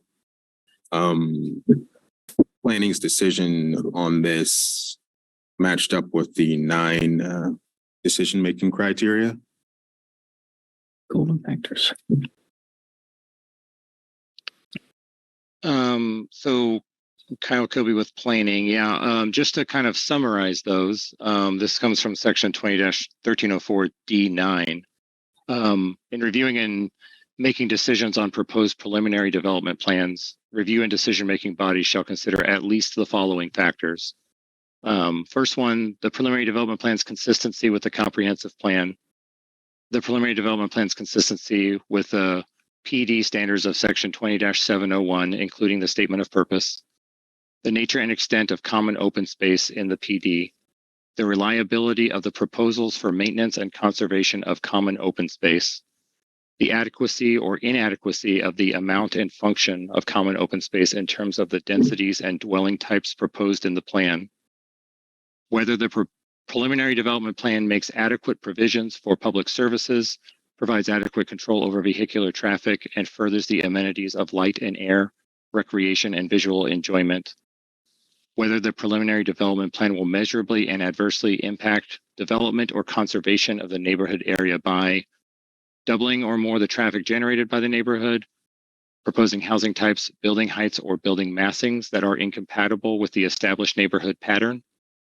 or increasing the residential density 34% or more above the density of adjacent residential properties, whether potential adverse impacts have been mitigated to the maximum practical extent, and the last one, the sufficiency of the terms and conditions proposed to protect the interest of the public and the residents of the PD in the case of a plan that proposes development over a period of years. So I said a whole bunch of things all in a row right there. If you need a reference, these are the same factors that you see in your staff report. These are the same ones that staff reviewed this by. Any sort of decision would need to be based on these factors. But again, if you needed to reference back to them, they are the same ones that are in your staff report under the review and decision-making criteria section, and they're in bold and sort of numbered. Thank you, Kyle. Kyle, I'm looking back at the memo from March 14th. And I'm looking at under those 9 facts, number 3, the nature and extent of the common open space. There's a section in here that says that the Evergy easement, which is about 2.37, serves as a dedicated open space. And there's a section in here that says that the area designated as open space is also the area in which the overhead transmission lines are located. While this area may not be suitable for structures, it could function as recreational space. Evergy representatives did not provide comment on the designation of this area as open space. And then the staff line says the PDP provides common open space that exceeds the required 20%, and that the plan as proposed meets the requirements for the land space. So, I mean, I'm looking at this. We're calling a space that could not be utilized for structures to be okay for open space and recreation, which has pushed back the design against the adjacent neighborhood and puts a lot in play as to, is this shared space, open space, and what, I mean, I feel like that piece alone, that doesn't sit well with me. It's, if you don't have an agreement with Evergy for that, then it's not an open space, and we don't have this project, we don't have this design in front of us. And so I just have concerns of that being considered an open space and that it functions as a recreation space. I don't remember as a kid being able to play around power lines, so I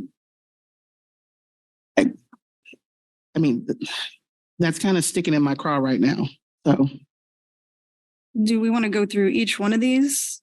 Because that's not the only one that's bothersome. no, that's one that sticks out for me. So I'd love to. Want to go ahead and Mayor. The first one, I think some of the points made, and I had noticed them in the comprehensive plan too, I think were more valid with respect to Plan 2040, managing water resources, natural habitat, protecting natural surface streams. And then there's several of them here that and this is also kind of in the context of our continued commitments to sustainability in other spaces, and we look around the country and we don't have to look far to find where climate change, particularly with respect to flooding, is a fact. And I'm quite concerned that this is ignoring all those parts of our plans, not just this one that refer to sustainability.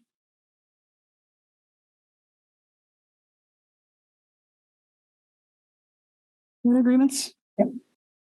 Okay. Well, I mean, I I hear what you're saying. yeah, I guess. I mean, I don't know how we want to do this, if we want to go through each one or whatever. I mean, I do think, that big, one, the staff report's finding of the consistency with the comprehensive plan. I certainly don't disagree with what they have in there, right? Which is, infill development, encourage integration of higher density residential development through compatible design, those sorts of infill development. And certainly the overall sustainability issue, as we talked a couple of meetings ago, when you're looking at sustainability of Plan 2040, you're looking at sustainability of the entire county. And one of the ways we protect a lot of land around the city and a lot of areas around the city, a lot of stream beds and all of that is by having density within the city. And so I think there's a balancing act there of not just looking at this one proposal and saying this one proposal negatively impacts the environment, because frankly, almost every proposal negatively impacts the environment. The question is, how does that balance in the total scheme of things? So again, don't disagree with you on one hand.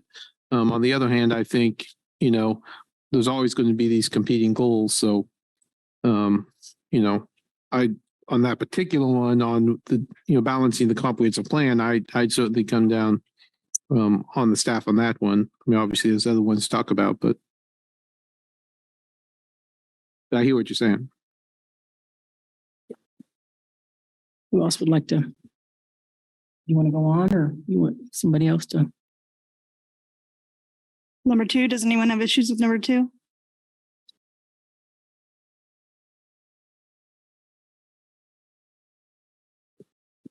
No, I support the staff finding on that one as well. I would as well. Does that bring up 3, which is what Commissioner Sellers just discussed? Any other comments on that then? I would like to go back to number 1. Okay. Briefly. And that is consistency with the comprehensive plan. I think there's a lot to this project that does really bodes towards our comprehensive plan. The density piece of it, those are the type of projects that we're wanting to bring forth. Where I think this one falls short for me anyway is some of the criteria within the plan that says that we need to develop buffers around our streams. That how does this project impact our watersheds? And I don't think that's been very well addressed in the proposal. And so, in fact, as far as buffers go, stream buffers go, we are actually removing some buffers. By moving that stream, you're actually taking away some buffer zone on that east side of the property towards the Arizona place. And where the houses are being proposed pretty close to that creek, you don't have much of a buffer. I don't see a buffer anyway. And so I'm really concerned about that because those are really important, especially when you have a high velocity water that can run through there. It can wipe those buffers out pretty quickly. So that's, other than that, I mean, you know, I think it does largely fall within our comprehensive plan, but it sure does not bode to our idea of what we need as far as stream protection, erosion protection. Okay. Any other comments on of number 3, which is what Commissioner Sellers was talking about? Yeah, I think the idea of just the question on this density and what is open, or what is space that's dedicated completely to that development versus what is not, and that's a question that I have that was not addressed. Yeah, I guess I would say that probably goes more to the variance request, more so than this one. Yeah, the calculation of the density, yeah. I mean, I hear what Commissioner Sellers is saying. I think, open space, again, I think the question here is, is that common open space? I think that's different than the exclusive use, which is a technical issue under the 66 code on whether or not we can create a variance. This doesn't require common exclusive open space. It just requires open space. So yeah. I think that's something, and again, it's pretty common in all of our proposals under the new code that easements constitute open space, be it an easement for a water line or an easement for the power line behind your house or whatever. We consider those open space. Again, I think that's a different question than the exclusive use, which is required under the 66 code. Right. Right. I would agree. Having been around in that area, I saw a little bit further up the hill that there were residents that were using that as open space. So, now granted, like you said, this has to do with the language of the 1966 code, more so than that. Number 4 is somewhat connected to number 3. I guess if we can't be entirely certain who's responsible for the open space or the common open space, then do we have a reasonable understanding of who's responsible for the maintenance and conservation? That would be an agreement between Evergy, I presume, and the developer, but to be named later? Well, no, the land would be owned by the HOA, so they would have the duty to maintain the land. The easement could prevent them from doing certain things, but it wouldn't prevent them from maintaining the land. Might prevent them from building a tower or something, but or a soccer field. I don't know. But not maintaining it. Okay, number 5.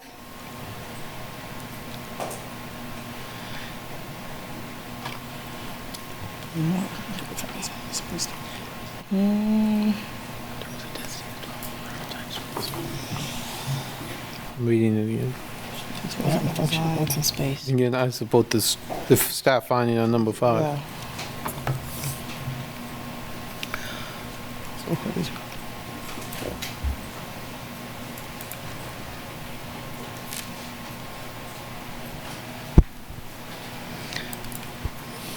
We okay with number 5? I would as well. Okay. Number 6, the PDP provisions for public services, provides adequate control over vehicular traffic and furthers the amenities of light and air. Yeah? I'm good with that.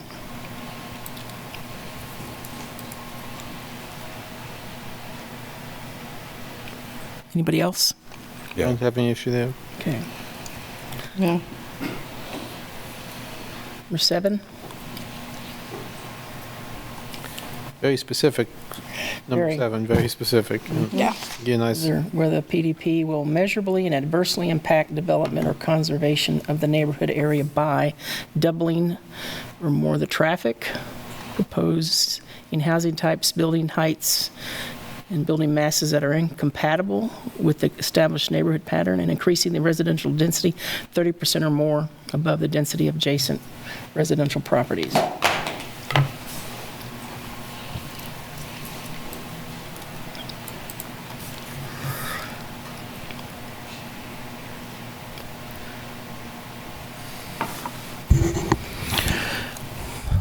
What do you think of that?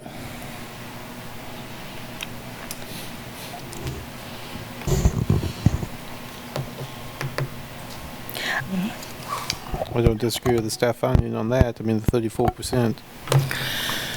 But that's it. Density was calculated on the base of that the adjacent properties had a higher density rating or higher density ability than what was actually built there.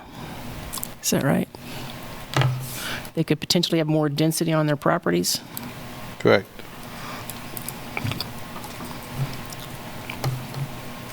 Yeah, I mean, the traffic would be funneled to just that part of the development. I wouldn't have, I would agree staff finding on that. Yeah.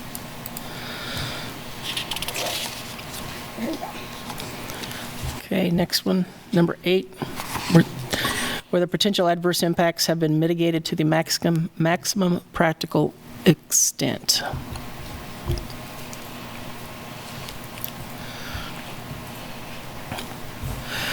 I have concerns about this one. I don't think we have enough information. For me, staff has indicated that when they looked at the model, that they only looked at the existing conditions. They didn't look at it through the eyes of what would happen once the stream was moved or the work was done. So I'm concerned about that. And staff also indicated that there are erosion concerns there now and that stabilization needs to occur. And when I asked them, how comfortable they are and with this and just discussion along it could go either way potentially. I'm just concerned that I don't have enough information to really answer that one. On this one, I'm a little bit more because of how many eyes will be on this, and how, in terms of what permits they will need to get, what verifications they'll need to get from different agencies. I agree with you, Mayor. I don't think that I have enough trust in the processes that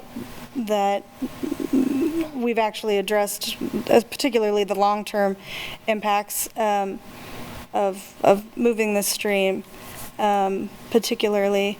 And then I do also want to bring up my point about this inadvertently or by agreement through the continuation of this process, something becoming the responsibility of the taxpayer that is not currently, which is the care of this particular stream. Okay. We don't have a plan for that. Okay. Anybody else on this item? I guess I would lean with Commissioner Littlejohn that we're a long way from, I understand your point that you don't have enough information, but that's because the process isn't done yet. We have to do a public improvement plan. We have to go through possibly the Corps of Engineers and EPA, we have to have an approved plan that is approved, and so I understand the concern that we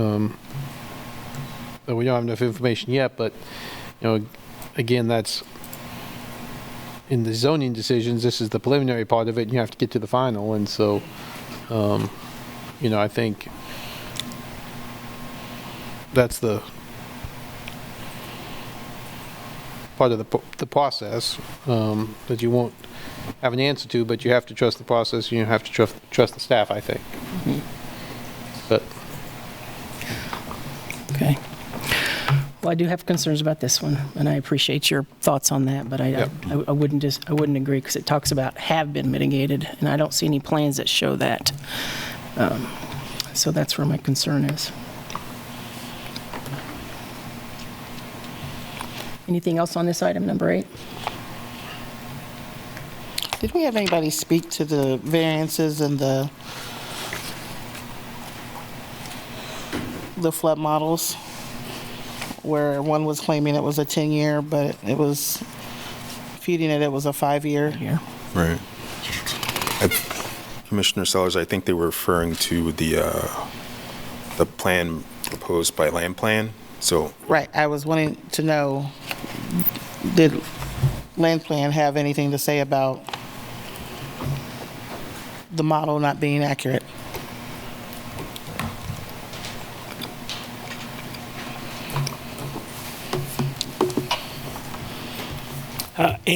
Phil Struble, Landplan. First of all, I apologize. I ought to know better than to sit next to that fan over there. So You're I'm just really working hard to You're okay. hear what you're saying. If your question was about the discrepancy between the 5-year and 10-year storm, I mean, that wasn't our data. Our data is all dealing with the 100-year HEC-RAS model that we submitted. I think that was provided by somebody else. Okay. Yeah. okay. My mistake. Yeah, that's why I wanted the actual conferee to come up and share with me what it was. I think that was, who was, Is that the neighborhoods? was that Chris? Chris that was talking about that? Yeah, Chris. Yeah. About the 5-year, Yeah, well, I showed, the video is what a 5-year flood looks like, and that goes way above the red dots on the land plan that shows what a 10-year and 100-year would be below those red dots, but we have empirical evidence of, hey, this is a 5-year flood. It looks a whole lot worse than what the model is showing even a 100-year flood looks like. So that's what I was trying to demonstrate using the NOAA and Lawrence data about what a 10-year flood, 5-year flood looks like, and then looking at an actual storm. We have a video of it. Right. Just kind of ironically, one of the neighbors took a video of that flood in his backyard, and it turned out that was a 5-year flood, and that is way worse than the model showing what a 100-year flood would even look like. So that raises a big question in my mind of the data, not Mr. Strubel's work, but like the rain model going into that, which in the past was brought up by one of the folks talking about, hey, a lot of the rain data is old, you know, with global warming, and some of that stuff's just out of date and doesn't predict what you're going to see in the future. Got it. Thank you. okay. So we're done with number 8. Number 9, sufficiency of the terms and conditions proposed to protect the interests of the public and the residents of the PD in the case of a plan that proposed development over a period of years. Yeah, I don't have confidence. How so? Staff's finding, the plan state the common open space, sidewalks, and drives shall be owned and maintained by the homeowners association. No comment on the stream. Why is the stream not considered? And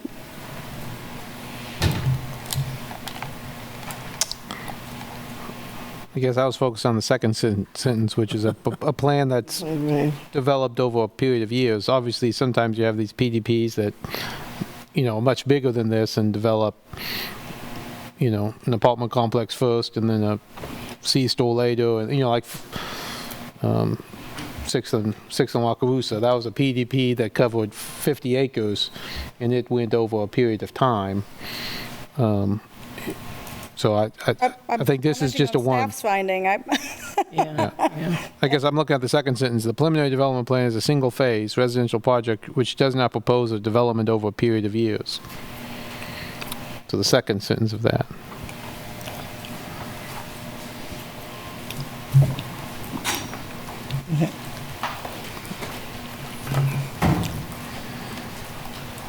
Any other? So 1 and 8 seem to be the biggest issues, although Commissioner Shipley certainly has some concerns about others as well. Yeah. Oh, and 3.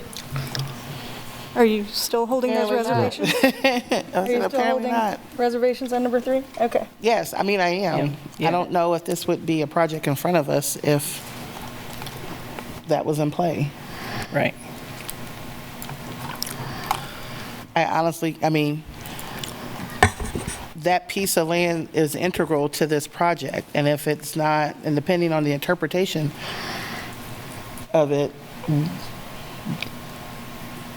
we may have, I mean, we're discussing something that may or may not be because of that.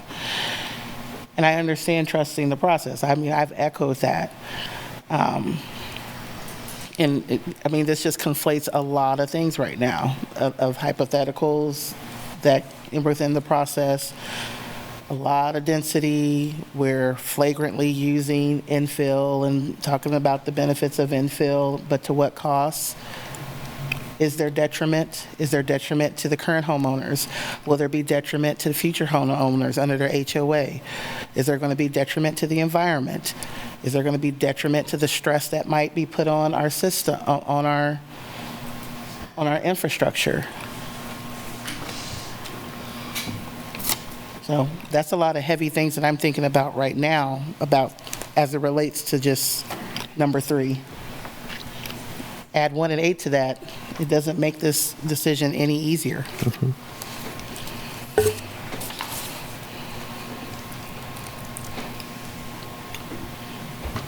Other thoughts? Support otherwise? For the most part, I would, yes. 3 gives me a little bit of pause, but otherwise, I can see the through line of what the staff approval of this. So,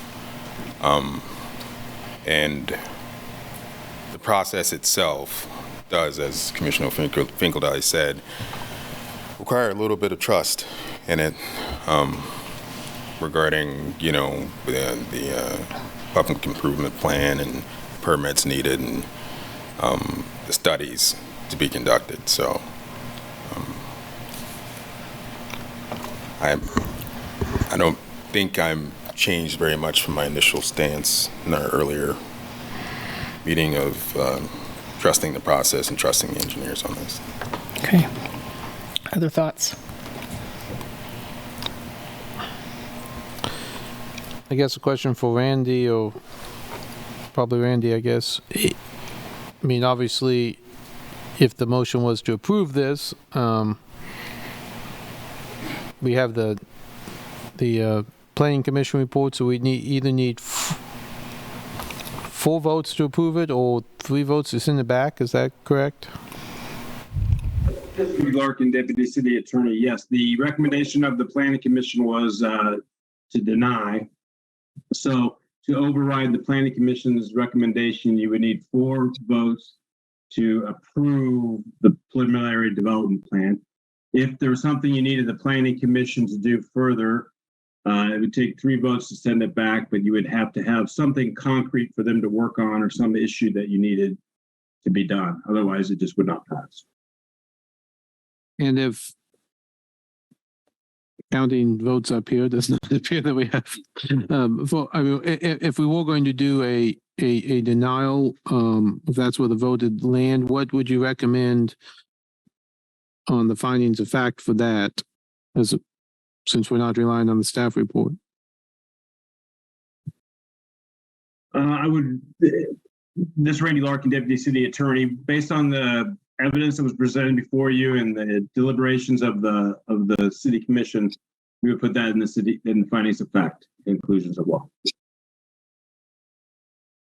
Would you do that would we just do that tonight in the motion, or would you want to come back with something? We would bring something back to you. It would probably, I wouldn't have time enough to turn it around before the next meeting, but it would be in May, first part of May. Okay.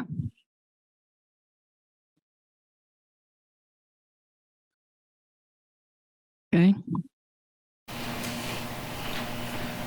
So we want to proceed with, do we have enough information, Randy, to proceed? This is Randy Larkin, Deputy City Attorney. I've listened to your deliberations and what your comments are, and I would have enough. If you don't have enough to proceed, then and you need more information, that's a different question. Yeah.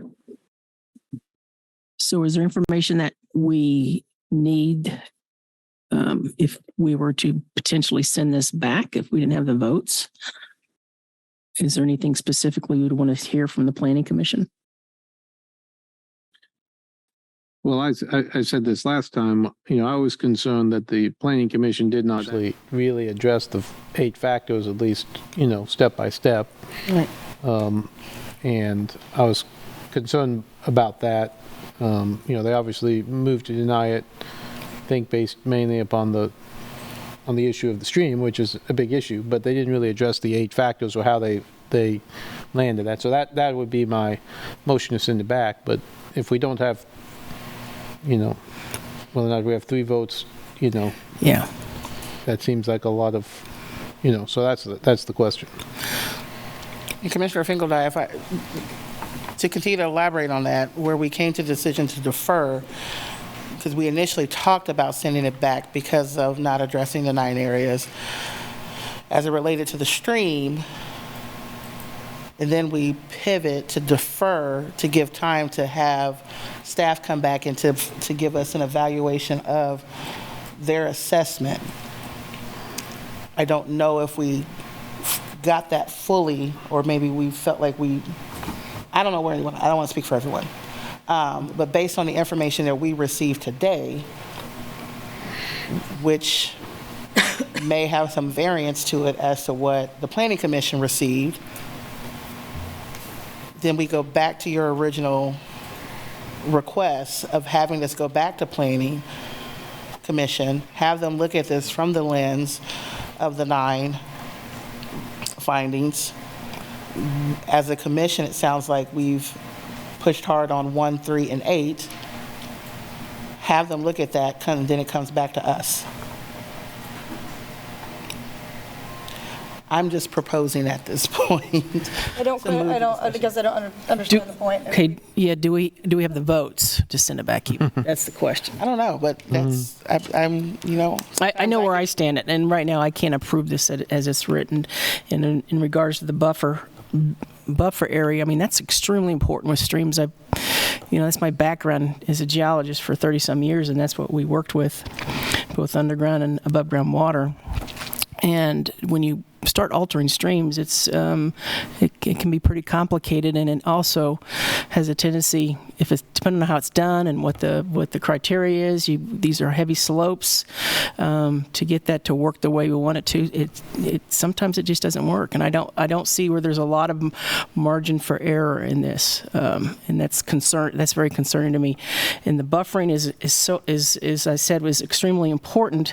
And what I see with this stream is you're removing buffer from it, and and that's just going to make the situation worse in my professional experience as a licensed geologist. So I'm very concerned about that, as well as the density issues that were brought up in the space use. What I'm trying to get at is what would be the point of sending it back to the planning? I don't. I didn't. Okay, so let me be clear, because apparently I wasn't. I wasn't suggesting we send it back. I was suggesting something to get a motion going. Yeah. Because we've been doing a lot of discussion, but no one's motioning on what they want to do. So if someone wants to motion to deny, then motion to deny, and we take a vote. If that vote doesn't work, then we come back with another motion until we have consensus. Right. Getting back to those parliamentary roots here, folks. Way to make it. So, And then, I'll make a motion. You know where I stand. I move to deny the preliminary development plan PDP-22-00224 for Fall Creek Villas with the side yard setback modifications outlined in the staff report based on the findings of facts presented in the body of the staff report and subject to the following condition: City Commission approval of the side yard setback reduction from the required 10 feet to the proposed 5 feet. I think you need. you don't need that part? I think you need to say based upon the findings of the City Commission, not the findings. Findings of the City Commission. Sorry about that. I got wrapped up in it. Second. I've got a first and a second. All in favor? Aye. Aye. All opposed? Nay. It passes, the motion passes 3-2.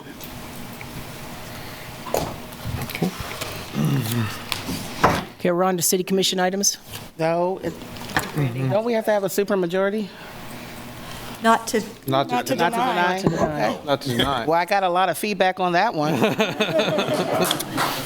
then, Commissioners, we will have to bring back findings of fact early in the year for your approval and signature. All right, so we are on to city commission items. Everybody want to leave? Let them leave. Yeah. If you guys want to head out, or if you want to stay, talk with us, we would like public comment. Dinner?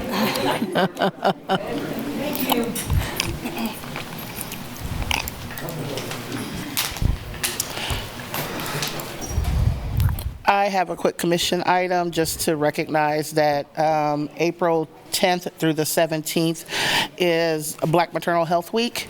For those who may have forgotten, when we met in December, when we discussed our ARPA funds, we did designate funding in the amount of $250,000, I do believe, to the doulas of Douglas County.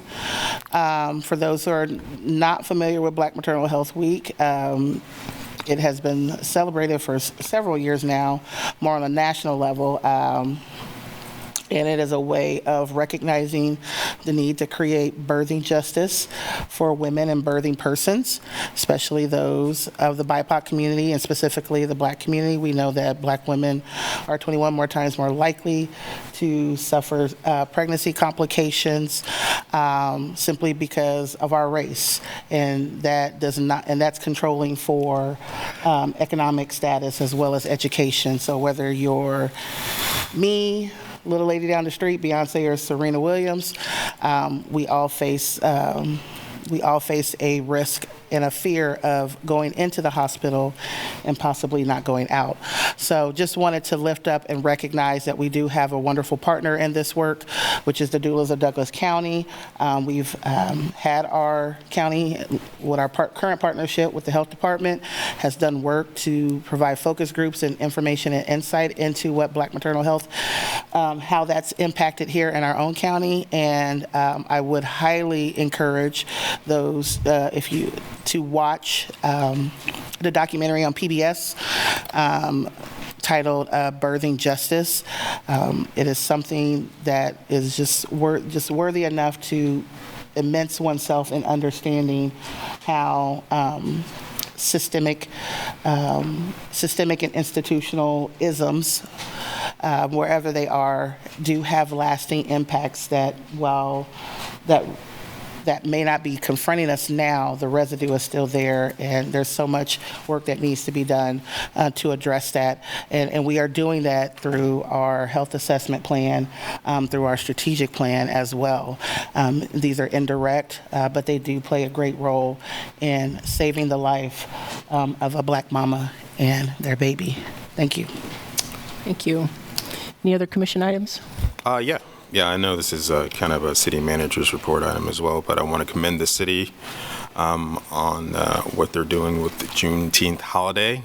It's long overdue, in my opinion, and I'm glad that we caught up with the county and the school district. And yeah, I just wanted to recognize all the folks for that. Thank you. If there's no other commission items, we'll move on to the city manager's report. Thank you, Mayor. Yes, that's what I was going to highlight, and better that you brought it forward. This is a community commitment, and we're really proud to finally do it and put everything in place to support that. Also on there is an update on the education campaign that you all had urged us to do in support of the ordinance for the housing protections. So we were committed to that work, and that's the plan that we've laid out. Sales tax report is up another quarter of increases, which is helpful. And then future agenda items. Happy to answer any questions. Any questions for Craig? I do have a question in regards to the engagement for the source of income. And I don't know if staff is on here. I'm looking at the dates for engagement. Well, one, it said that informational article was provided in the Flame. Mailing inserts will be included in all utility bills for Lawrence residents. I live in an apartment, and my water is included in my rent, so I won't ever get a mailing insert. So for apartment residents who will be greatly impacted by source of income, they won't get the mailings. So you might want to think about that. Also, the community engagement meetings, May 9th, I do believe, kind of hits Mother's Day weekend, stop day, finals. May 24th, might be post-commencement, commencement weekend, commencement, week of commencement. So what I'm speaking to here is our individuals that live in apartments as well as students who will definitely be impacted by source of income.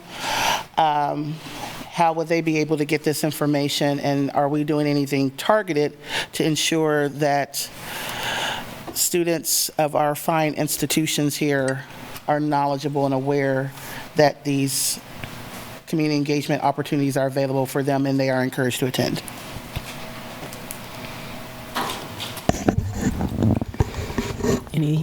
Any other questions? If not, this is a public. Well, those are noted, and we will make some efforts to enhance this and address specifically those concerns that you identify. Thank you. Okay, this is open for public comment. Anybody want to make public comment on these items? Come on up. I need to do that? Yep. Linda Long. I just have a question. How are we as the landlords going to receive the updates on the education campaign for 9960 ordinance? That's a good question. Staff? We do have a website with information about the ordinance and some frequently asked questions. It's available on the city's website in a pretty prominent location, www.lawrenceks.org. Okay. And you can attend the public meetings that we're having. That there may be additional ones, but the ones that are listed here on the agenda, you're welcome to attend those as well. Okay. Does that address your question? Okay. Okay. Any other public comment on this item?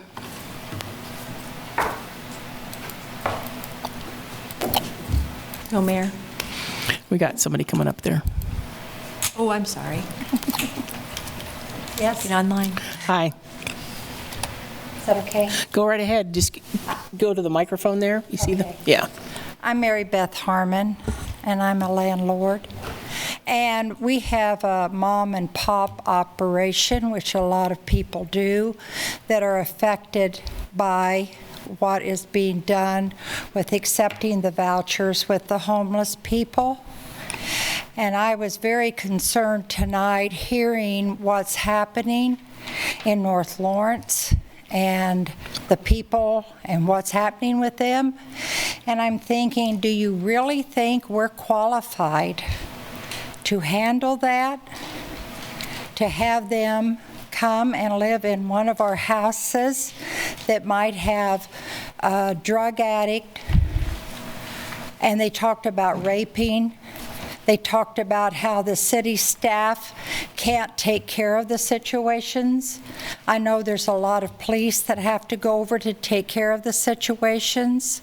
So I'm just wanting you to think about that for us.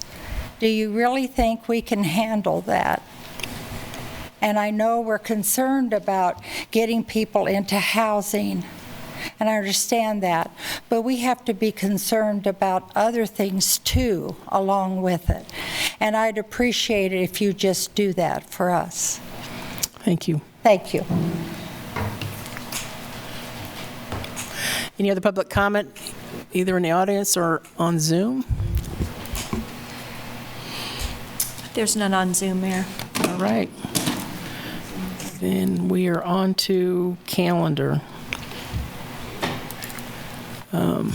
Craig and I will be gone Monday, Tuesday, Wednesday, Craig? Back on Thursday. Back on Thursday, so Bart, I will not be here. Oh, So, well, I'll be running the show? yeah. There you go. Yeah, we got meetings into the evening, I think, for that. Wait. Yeah, Wait, are you talking next week or? next I have a week. question. Okay. I'm looking at the future agenda items. Yeah, that's a lot. We got May 2nd, then we jumped to May 16th. Did I miss something? Are we not meeting on the 9th? Oh, Just don't have anything scheduled yet. Yeah. May 9th? Nothing scheduled yet, is that right? I'm sure something will come up. Yeah, right. Yeah. I don't know. We'll just take the night off. Okay. All right. Out of your words. So that's it. Universe. Anything else for the calendar other than that? All right.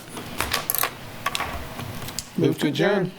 Second. We got a first and a second. All in favor? Aye. Opposed? It passes 5-0. there's a pin down here. Dropped. I'm throwing shit. So-